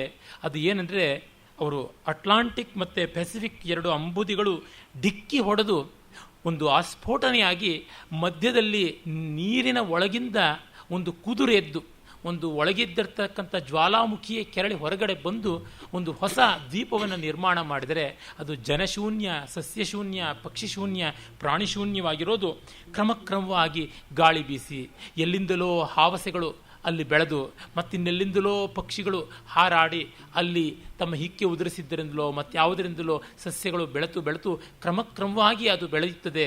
ಅರೆ ಶಬ್ದವೇ ಇರೋದಿಲ್ಲ, ನೀರವವಾಗಿರ್ತದೆ. ಆ ರೀತಿ ರಾಮ ಮತ್ತು ಭರತ ಅಟ್ಲಾಂಟಿಕ್ ಪ್ಯಾಸಿಫಿಕ್ ಸಮುದ್ರಗಳಿದ್ದಂತೆ ಡಿಕ್ಕಿ ಹೊಡೆದು ಅಪ್ಪಿಕೊಂಡರು. ಅವರ ಅಂತರಂಗದ ವಿರಹ ದುಃಖ ಆಸ್ಫೋಟಿತವಾಗಿ ಹೊರಗೆ ಬಂದು ಒಂದು ದ್ವೀಪ ನಿರ್ಮಾಣವಾಯಿತು. ಮಾತುಕತೆ ಇಲ್ಲ, ಪ್ರೀತಿ ವಾತ್ಸಲ್ಯ ಇದೆ, ಆ ಹಸಿರು ಇದೆ, ಆ ಉಸಿರು ಇದೆ, ಆದರೆ ಪಕ್ಷಿ ಪ್ರಾಣಿ ಸ್ವನ ಇಲ್ಲ ಅಂತಕ್ಕಂಥ ಒಂದು ಕಲ್ಪನೆ ಕೊಡ್ತಾರೆ. ತುಂಬ ಅದ್ಭುತವಾದದ್ದು. ಆಮೇಲೆ ತಂದೆಯ ಒಂದು ಸಾವನ್ನು ಅರ್ಥ ಮಾಡಿಕೊಳ್ತಾನೆ, ಬಹಳ ದುಃಖ ಪಡ್ತಾನೆ. ಅವರಿಗೆ ಅಂತ್ಯಷ್ಟಿಯನ್ನು ಮಾಡಬೇಕು, ಅದಕ್ಕಾಗಿ ಹೊರಡ್ತಾನೆ. ತಂದೆಗೆ ತನ್ನ ತಿಲೋದಕವನ್ನು ಅರ್ಪಣೆ ಮಾಡುವ ಗಂಭೀರ ಸಂದರ್ಭ ನೋಡಿ.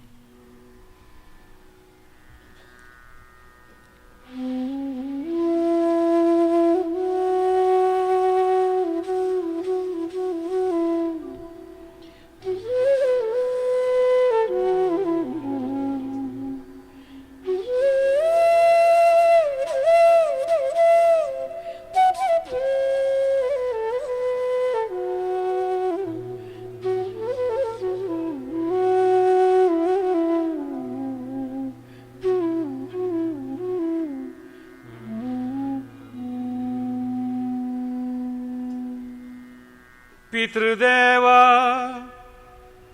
ಕೊಳ್ಳಿದಂ ಕುಸುಮ ಸುಂದರ ಸದಾ ರಮಣೀಯ ಶೀತಲ ಸುಗಂಧಮಯ ಮಂದಾಕಿನಿಯ ದಿವ್ಯ ತೀರ್ಥಮಂ. ಪಿತೃದೇವ ಕೊಳ್ಳಿದಂ ಕುಸುಮ ಸುಂದರ ಸದಾ ರಮಣೀಯ ಶೀತಲ ಸುಗಂಧಮಯ ಮಂದಾಕಿನಿಯ ದಿವ್ಯ ತೀರ್ಥಮಂ. ವಿಮಲ ತೋಯಮಿದು ನೃಪ ಶಾರ್ದೂಲ ಪಿತೃಲೋಕದೊಳಗಕ್ಕೆ ನಿನಗಕ್ಷಯಂ. ನೃಪ ಶಾರ್ದೂಲ ಪಿತೃಲೋಕದೊಳಗಕ್ಕೆ ನಿನಗಕ್ಷಯಂ. ಶ್ರದ್ಧೆ ತಾಂ ಸಪ್ರಾಣವಾಗುವವೋಲ್ ಅಮೃತ ತರ್ಪಣವಿತ್ತು. ಅಮೃತ ತರ್ಪಣವಿತ್ತು ತೀರಕೇರ್ದನ್ ಸಹೋದರ ಸಹಿತ ತೇಜಸ್ವಿ. ಮೇಣ್ ಬದರಿಯ ಫಲಂ ಬೆರಸಿಂಗುಳದ ಕಿಂಡಿಯಂ ದರ್ಭಾಸ್ತರದೊಳಿಟ್ಟು ಪಿಂಡವಿತ್ತನ್. ಪಿಂಡವಿತ್ತನ್ ಪಿಂಡವಿತ್ತನ್ ಪಿಂಡವಿತ್ತನ್. ತಂದೆ ತಾನುಂಬುದೇನಿಹುದೋ ತನ್ನಿಷ್ಟ ದೇವತೆಗೆ ತಾನದೇ ನಿವೇದನ್. ತಾನದೇ ನಿವೇದನಂ. ತಂದೆ ತನ್ನಿಷ್ಟ ದೇವತೆಗೆ ತಾನದೇ ನಿವೇದನಂ. ನಮ್ಮುಣಿಸನೆಯೇ ನಿನಗೆ ಕೊಡುವೆ ಅಡವಿಯ ಬಡತನದ ಬಿರ್ದನ್ ಒಪ್ಪಿಸಿಕೋ ಹೇ ಪೂಜ್ಯ ಕೋಸಲಾಧೀಶ. ನಮ್ಮುಣಿಸನೆಯೇ ನಿನಗೆ ಕೊಡುವೆ ಅಡವಿಯ ಬಡತನದ ಬಿರ್ದನ್ ಒಪ್ಪಿಸಿಕೋ ಹೇ ಪೂಜ್ಯ ಕೋಶಲಾಧೀಶ.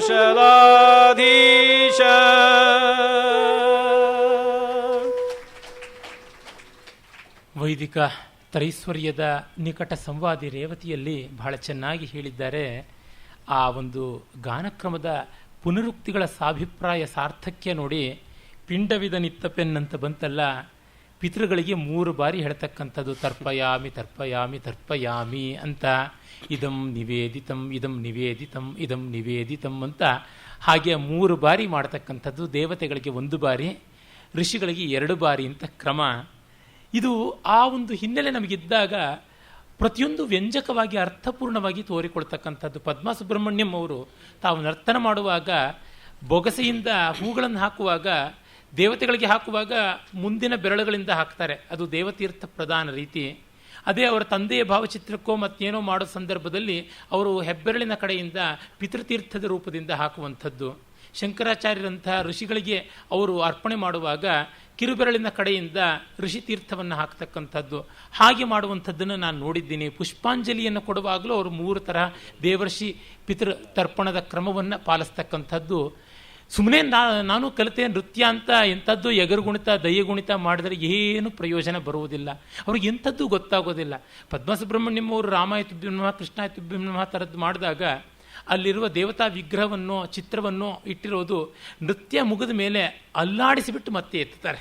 ಕದಲಿಸಬೇಕು ದೇವರನ್ನು, ಆವಾಹಿತವಾಗಿರುತ್ತೆ ಶಕ್ತಿಯಲ್ಲಿ ಪ್ರಾಣ ಪ್ರತಿಷ್ಠೆ ಆದ ಮೇಲೆ ಅಂತ ಆ ಮಟ್ಟದ ಸಂಸ್ಕಾರವನ್ನು ಆ ಸಂವೇದನೆಯನ್ನು ಪಾಲಿಸ್ತಾರೆ. ಅವರು ಹೇಳ್ತಾರೆ ಎಲ್ಲ ರಂಗಸ್ಥಳವನ್ನು ನಾನು ಪುಣ್ಯಾಹವಾಚನ ಮಾಡಿದ್ದೀನಿ ಅಂತ. ಈ ಭಾವ ಇದ್ದಾಗ ನಮಗೆ ಚೆನ್ನಾಗುತ್ತೆ. ಅದೊಂದು ವಾಚನವೋ ವ್ಯಾಖ್ಯಾನವೋ ವಾದನವೋ ಯಾವುದೇ ಇರಲಿ ಗೊತ್ತಾಗುತ್ತದೆ.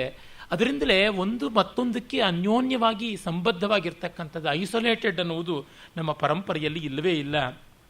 ರಾಮ ಬದರಿ ಪಿಣ್ಯಾಕಗಳನ್ನು ಪಿಂಡವಾಗಿ ಇಡ್ತಾನೆ ಅಂತ ವಾಲ್ಮೀಕಿ ರಾಮಾಯಣದಲ್ಲಿಯೂ ಬರುತ್ತದೆ. ತದನ್ನಾಸ್ತಸ್ಯ ದೇವತಾ ಅಂತ. ಅವನು ತಿನ್ನತಕ್ಕಂಥದ್ದು ಯಾವುದಿದೆ ಅದೇ ಅವನಿಗೆ ಆಹಾರ ಅಂತನ್ನುವಂಥ ಮಾತು ಬಂತಲ್ಲ. ತಾನುಂಬುದೇನಿಹುದೋ ತನ್ನಿಷ್ಟ ದೇವತೆಗೆ ತಾನದ ನಿವೇದನಂ ಅಂತ. ಇಲ್ಲೆಲ್ಲ ಅವರು ಅಕ್ಷರಕ್ಷರ ವಾಲ್ಮೀಕಿಯನ್ನು ಹಾಗೆ ಅನುಸರಿಸ್ತಾರೆ.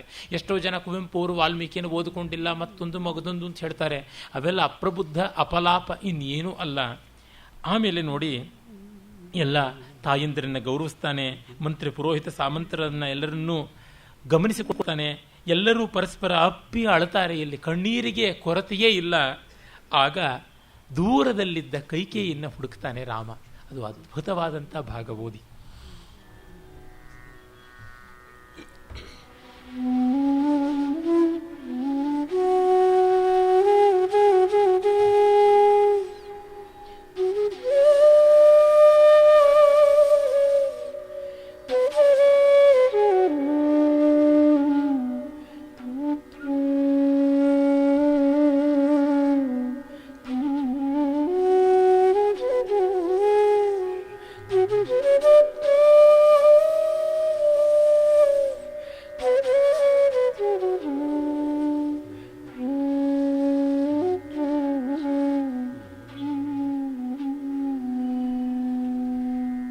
ರಘುಜಂ ಸುಮಿತ್ರೆಗಭಿವಂದಿಸಿ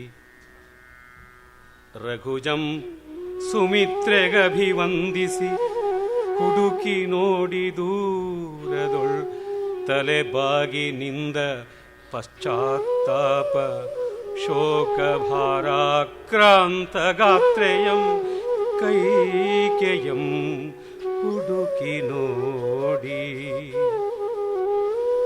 ಕಿರಿಯಮ್ಮನಂ ಭರತನಂಬೆಯಂ ಕಂಡೊಡನೆ ಬಳಿಗೈದಿದನ್ ಕರುಣಿ ಬಳಿಗೈದಿದನ್ ಕರುಣಿ ಪಾಪಿಯಂ ಬೆಂಬಿಡದೆ ಹಿಂಬಾಲಿಸಿ ಅಟ್ಟಿ ಹಿಡಿಯುವ ಕೃಪಾಕೇತುವೋಲ್ ಮುಟ್ಟಿ ಹಿಡಿದನು ಪಾದಯುಗ್ಮಮಂ ಕೆಡೆದಳ ಕೈಕಯ ನೃಪಕುಮಾರಿ ರಾಮನಾಂಗ್ರಿಗಂ. ಕೆಡೆದಳ ಕೇಕಯ ನೃಪಕುಮಾರಿ ರಾಮಾಂಗ್ರಿಗಂ.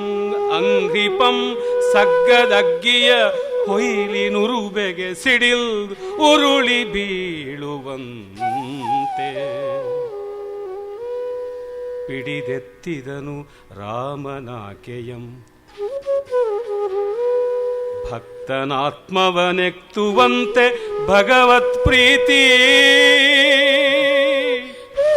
ಭಕ್ತನ ಆತ್ಮವನೆತ್ತುವಂತೆ ಭಗವತ್ ಪ್ರೀತಿ ಪಿಡಿದೆತ್ತಿದನು ರಾಮಂ. ದಿವ್ಯಮಾ ಪ್ರೇಮ ಹಸ್ತಸ್ಪರ್ಶಕ್ಕೆ ಆ ಕೈಕೆ ತಾಂ ಕಂಡಳೇನನೋ. ಕೈಕೆ ತಾಂ ಆ ಪ್ರೇಮ ಹಸ್ತಸ್ಪರ್ಶಕ್ಕೆ ಕಂಡಳೇನನೋ.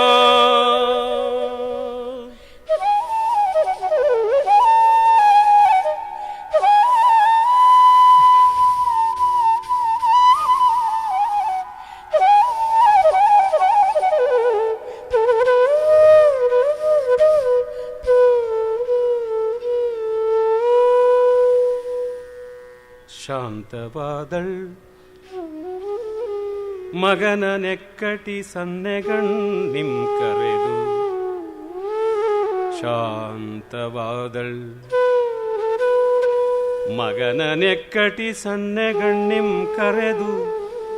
ರಾಮಯತಿ ರೂಪಮಂ ನಿಡಿದು ನೋಡಿ.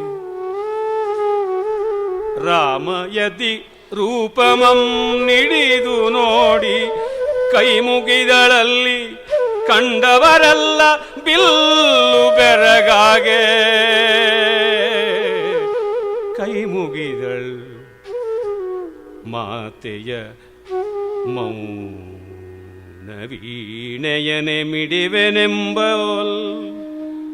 ಮಾತೆಯ ಮೌನ ವೀಣೆಯನೆ ಮಿಡಿವೆನೆಂಬೋಲ್. ಭರತನಾಡಿದನ್ ತೋಡಿದನ್ ತನ್ನೆದೆಯ ಭಾವಾಭಿಲಾಷಯ ಸರೋವನಂ ಕೋಡಿವರಿಯಲ್ಕೆ. ತನ್ನೆದೆಯ ಭಾವಾಭಿನಯ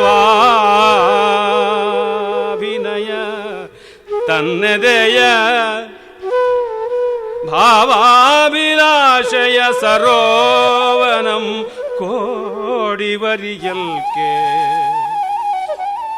ಕೇಳ್ದ ಆವನೌಕಸರಿಗೆ ಎರ್ದೆ ಮರುಗಿತ್ತು. ಆವನೌಕಸರಿಗೆ ಎರ್ದೆ ಮರುಗಿದತ್ತು ಅಂತೆ ನಲಿದತ್ತು. ಆವನೌಕಸರಿಗೆ ಎರ್ದೆ ಮರುಗಿದಂತತ್ತು ಅಂತೆ ನಲಿದತ್ತು. ದಾರುಣ ಕತೆಗೆ ಮೇಣ ಕಥನ ಕಲೆಯ ರಮ್ಯತೆಗೆ. ದಾರುಣ ಕತೆಗೆ ಮೇಣ್ ಆ ಕಥನ ಕಲೆಯ ರಮ್ಯತೆಗೆ.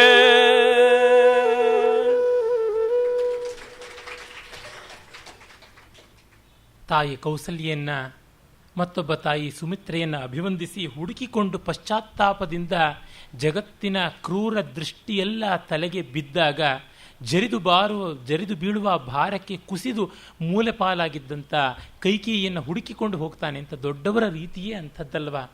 ಹೋಗಿ ತೊಂದರೆ ಮಾಡಿದವರನ್ನ ಹುಡುಕಿಕೊಂಡು ಹೋಗಿ ಅವರ ಲಜ್ಜೆಯನ್ನು ಕಳೀತಾರೆ. ಜಹಾರ ಲಜ್ಜಾಂ ಭರತಸ್ಯ ಮಾತು ಅನ್ನುವ ಕಾಳಿದಾಸನ ಮಾತನ್ನು ಮೊನ್ನೆಯೇ ಹೇಳಿದ್ದನಲ್ವ.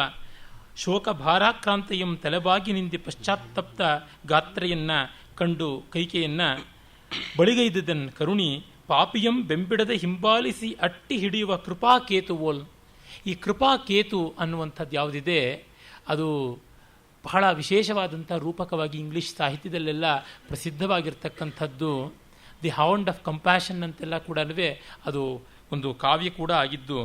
ಅವನು ಭಗವಂತನ ಕರುಣೆ ಒಂದು ಧ್ವಜವಾಗಿ ಬಂದು ಅವರನ್ನು ಮತ್ತೆ ಮತ್ತೆ ಓಲೈಸುವಂತೆ ಬರ್ತಾನೆ.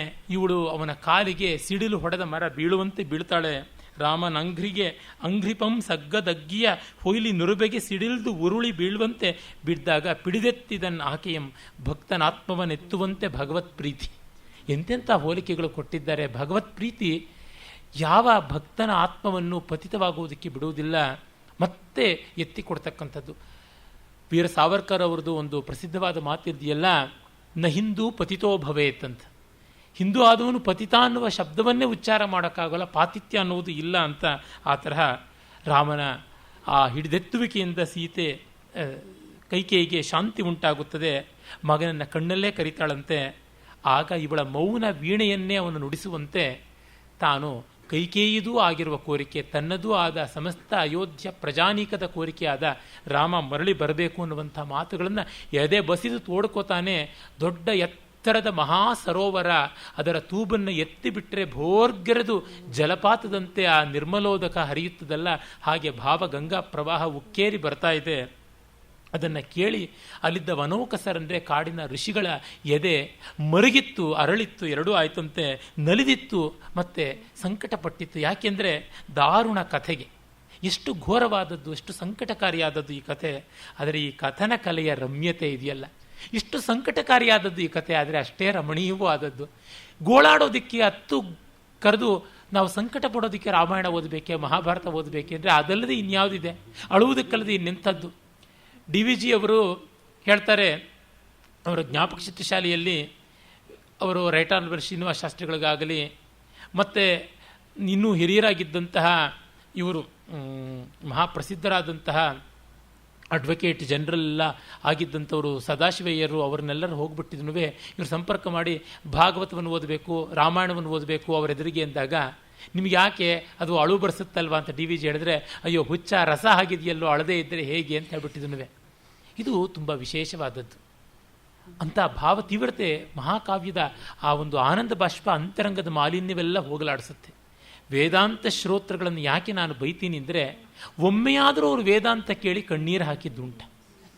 ಶ್ರೀರಾಮಕೃಷ್ಣ ಪರಮಹಂಸರು ಹೇಳ್ತಾರಂತೆ, ನೀನು ಭಗವಂತನಿಗಾಗಿ ಹತ್ತಿದ್ದೀಯಾ, ಅಳದೇ ಇದ್ದರೆ ನಿನಗೆ ಅವನು ಯಾತಕ್ಕೆ ಸಾಕ್ಷಾತ್ಕರಿಸಬೇಕು? ಅವನೇ ನಿನಗೆ ಸೋದರ ಮಾವನ, ನೆಂಟನ, ಭಾವನೆಂಟನ, ಎಂಥದ್ದು? ನೀನು ಅವನಿಗಾಗಿ ಸಂಕಟ ಪಡೋದಿಲ್ಲ, ಅವನ ನೆನೆದು ಕಣ್ಣೀರಿಡೋದಿಲ್ಲ. ಆ ಭಾವನೋದ್ರೇಕದಲ್ಲಿ ನಮ್ಮ ಅಂತರಂಗದ ಮಾಲಿನ್ಯ ಕರಗಿ ಬೀಳಬೇಕಲ್ವ? ಮತ್ತೆ ಮತ್ತೆ ತಲೆ ತೂಗಿದ್ದೆ, ಕಣ್ಣು ಮುಚ್ಚಿ ಅಂತ ಬಾಯಿ ಬಚ್ಚು ಬಾಯಿಯನ್ನು ತೆಗೆದು ಗೊರಕೆ ಹೊಡೆದಿದ್ದೆ.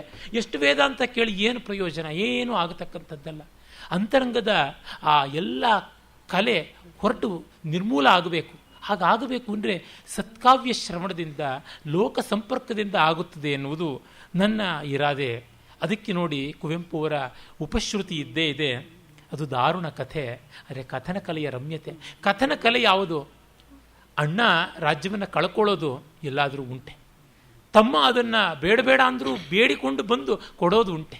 ಇದು ನೋಡಿದಾಗ ಗೊತ್ತಾಗುತ್ತೆ ಕಥನ ಕಲೆಯ ರಮ್ಯತೆ.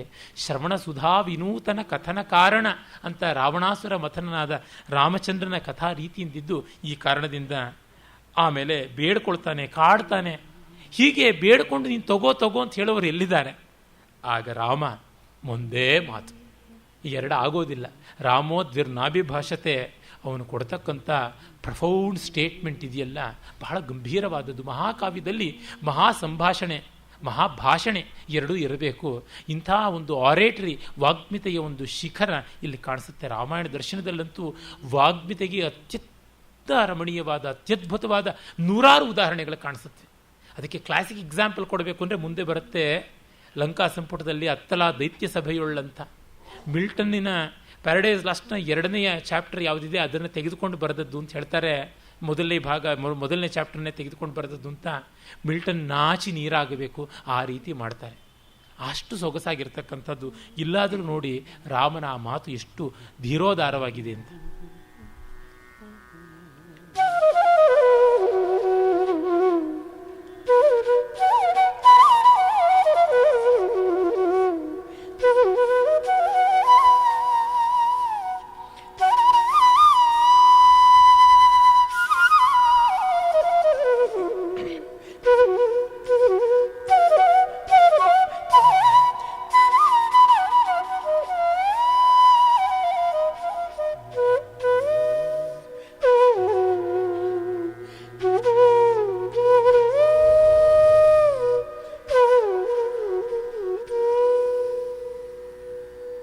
ಭರತ ಬಂಧು ಪ್ರೇಮ ಫಣಿ ನನ್ನ ಸರ್ವಸ್ವಮಂ ಬಿಗಿ ಒತ್ತಿ ಸುತ್ತಿ ನುಂಗುತ್ತಿರ್ಪುದಾದೊಡಂ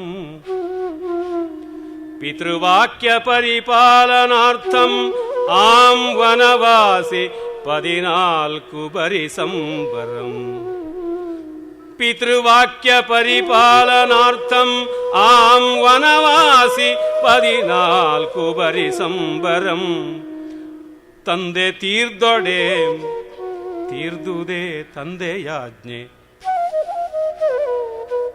ತಂದೆಗಿಂಪೆರ್ ತಂದೆದಲ್ ಧರ್ಮಂ ತಂದೆಗಿಂಪೆರ್ ತಂದೆದಲ್ ಧರ್ಮಂ ಚಿರಂಜೀವಿ ಮೇಣ್ ವಿಧಿಯ ನಿಯತಿಯ ಪವಿಯ ಘಾತಕ್ಕೆ ಸಿಲುಕಿ ತಂದೆ ನನ್ನ ಅಡವಿಗೆ ನೊಂದು ಕಳುಹಿ ಬೆಂದುರಿದಳ್ ಉರಿದು ಅಳಿದನೈಸಲೇ ವಿಧಿಯ ನಿಯತಿಯ ಪವಿಯ ಘಾತಕ್ಕೆ ಸಿಲುಕಿ ತಂದೆ ನನ್ನ ನಡವಿಗೆ ನೊಂದು ಕಳುಹಿ ಬೆಂದು ಉರಿದು ಅಳಿದನೈಸಲೇ ಜಿತೇಂದ್ರಿಯಂ ತಾನಂತೆ ಎಸಗುವೋಲ್ ಎಸಗಿದತ್ತ ವಜ್ರವಿಧಿ ಕುಬ್ಜೆ ಮಂತರೆ ಬರಿಯ ಹುಲುನೆವಂ ಮೂಡುವುದೇ ಲೋಕ ಲಾವಣ್ಯ ನಿಧಿ ಮಾತೆ ಕೈಕೆಯ ಮನದಿ ಕುಚರ ಬುದ್ಧಿಯ ಕುರೂಪಂ ಪಣ್ಮುವುದೇ ವಿಕೃತಿ ಸೌಂದರ್ಯದಿಂ ಚಲ್ವಿನಭಿಲಾಷೆ ತಾನೇಗಳುಂ ಚಲ್ವಿಂಗೆ ತಾಯ್ ಧರ್ಮ ದೇವತಾ ಕ್ರೌರ್ಯಕ್ಕೆ ಕರುಣೆಯಲ್ಲದೆ ಬೇರೆ ಗುರಿಯುವುದೇ ಕಿರಿಯ ತಾಯಿ ನಿಯತಿ ಹಸ್ತದೊಳ್ ಒಂದು ಕೈದು ತಾಂ ಕಿರಿಯಂ ಮೇಣ್ ಜನಪ್ರೀತಿಯಂ ತೆತ್ತಾಕೆ ನಾಂ ಧನ್ಯೇ ಕೀರ್ತಿಯಂ ಮೇಣ್ ಜನಪ್ರೀತಿಯಂ ತೆತ್ತ ಆಕೆ ತಾಂ ಧನ್ಯೇ ದೇವ ಸನ್ಮಾನ್ಯೇ ಮೆರೆವುದು ತುದಿಯೊಳ್ ಆ ನನ್ನಿ ಕಜ್ಜ ಮಾವುದಕ್ಕಾಗಿ ನೀಗಿದನು ತಂದೆಯ ಸುವಂ ತನ್ನ ತೇಜವನೆಲ್ಲ ತಾನೀಡಾಡಿದಳ ತಾಯಿ ದೇವ ದೇವತೆಗಳ ಆ ವ್ಯೂಹ ಸಂಯೋಜನೆಗೆ ಬನ್ನಿಂ ಎಂದಾಗದೈ ಕೇಳ್ ಸಹೋದರನೇ ಕೇಳ್ ಸಹೋದರನೇ ದೇವ ದೇವತೆಗಳ ಆ ವ್ಯೂಹ ಸಂಯೋಜನೆಗೆ ಬನ್ನಂ ಎನ್ನಿಂದಾಗದೈ ಕೇಳ್ ಸಹೋದರನೇ ರಾಮನೀ ಪೂಣ್ಕೆ ದಲ್ ಸುಸ್ಥಿರಂ ಮೇರುವಾಲ್ ಸುಸ್ಥಿರಂ ರಾಮನೀ ಪೂಣ್ಕೆ ಸುಸ್ಥಿರಂ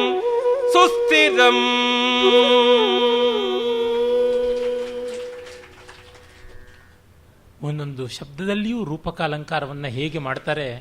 ಕುಮಾರವ್ಯಾಸ ಆದ ಮೇಲೆ ನಮ್ಮ ಕವಿಗಳ ಪೈಕಿ ರೂಪಕಾಲಂಕಾರವನ್ನು ಅತಿಶಯವಾಗಿ ಬಳಸಿರೋರು, ಬಳಸಿ ಗೆದ್ದಿರೋರು ಒಬ್ಬ ಕುವೆಂಪು ಅವರು ಮಾತ್ರವೇ, ಇನ್ಯಾರೂ ಅಲ್ಲ. ಒಬ್ಬ ಕವಿಯ ಪ್ರತಿಭೆ ಇರತಕ್ಕಂಥದ್ದು ರೂಪಕಗಳಲ್ಲಿ. ಪೊಯಿಟ್ರಿ ಸ್ಪೀಕ್ಸ್ ಥ್ರೂ ಮೆಟಫಾರ್ಸ್ ಅಂತ ಇಂಗ್ಲಿಷ್ನಲ್ಲಿ ಪ್ರಸಿದ್ಧವಾದ ಸೂಕ್ತಿಯೇ ಉಂಟು. ಒಬ್ಬ ರೂಪಕ ಮಾಡುವ ಒಂದು ವೈಖರಿಯಿಂದ ಆತನ ಮಹಾಕವಿತ್ವ ಯಾವ ಮಟ್ಟದ್ದು ಅಂತ ಗೊತ್ತಾಗುತ್ತೆ. ಅಂಥದ್ದನ್ನು ನಾವು ಯಥೇಷ್ಟವಾಗಿ ಕಾಣ್ತೀವಿ. ಭರತನ ಬಂಧುಪ್ರೇಮ ಫಣಿ, ಆ ಹಾವು ತನ್ನ ಸರ್ವಸ್ವವನ್ನು ಬಿಗಿದೊತ್ತಿ ಸುತ್ತಿ ನುಂಗುತ್ತಾ ಇದೆ ಅಂತ. ಪ್ರೀತಿ ವಾತ್ಸಲ್ಯ ನಿಜ, ಆದರೆ ಧರ್ಮ ಏನಾಗ್ಬಿಡುತ್ತೆ ಅಂತ ರಾಮನ ಕಳವಳ.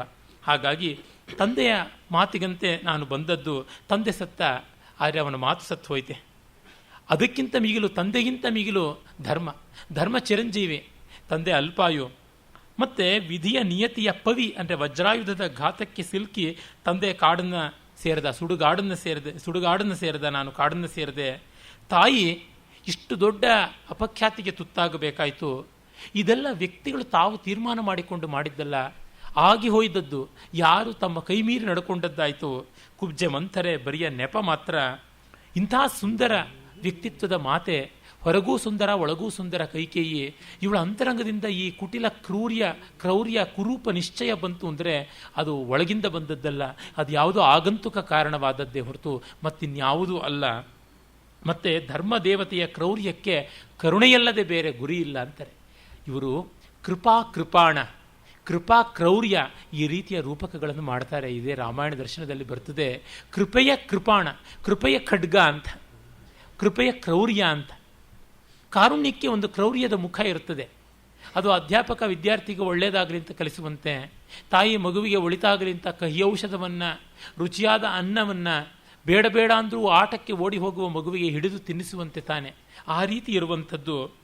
ಮತ್ತು ಕಿರಿಯ ತಾಯಿ ಈ ಚಿಕ್ಕಮ್ಮ ನಿಯತಿಯ ಹಸ್ತದಲ್ಲಿ ಒಂದು ಆಯುಧಕ್ಕೆ ಪುಣ್ಯ ಪಾಪಗಳ ಗೋಜಿಲ್ಲ.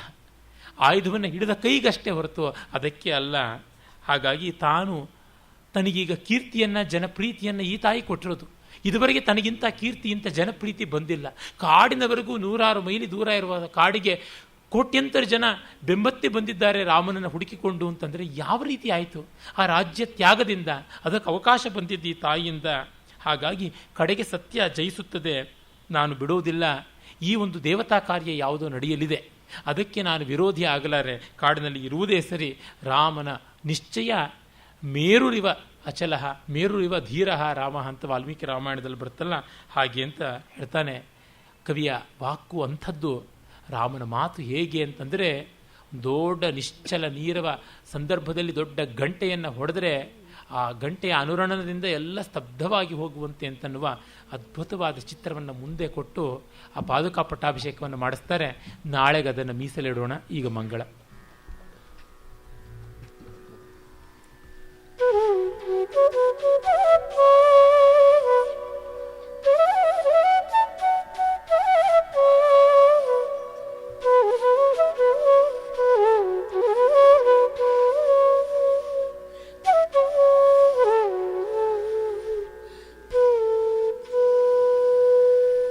ಓಂ ನಮೋ ರಾಮಾವತಾರ ಕಿರ್ಮಡಿಯನಲ್ ಮೂಲ ವಿಗ್ರಹಕ್ಕೆ ತಿರುತ್ಸವದ ಪಡಿಯನಲ್ ನನ್ನೊಳಿ ರಾಮಾಯಣಾವತಾರವನೆತ್ತಿ ಮೇಣ್ ಸರ್ವಭಾಷಾಮಯಿ ಭಗವತಿಯ ಪೂವಡಿಯ ಕನ್ನಡದ ಸಿರಿಗುಡಿಯ ನುಡಿಯ ಕಣ್ಪಡಿಮೆಯೊಳ್ ಕಡೆದು ಮೂಡಿಗ ನಿತ್ಯ ರಾಮಂಗೆ ಓಂ ನಮೋ ಓಂ ನಮೋ ಓಂ ನಮಃ ಓಂ ಶಾಂತಿ ಶಾಂತಿ ಶಾಂತಿ.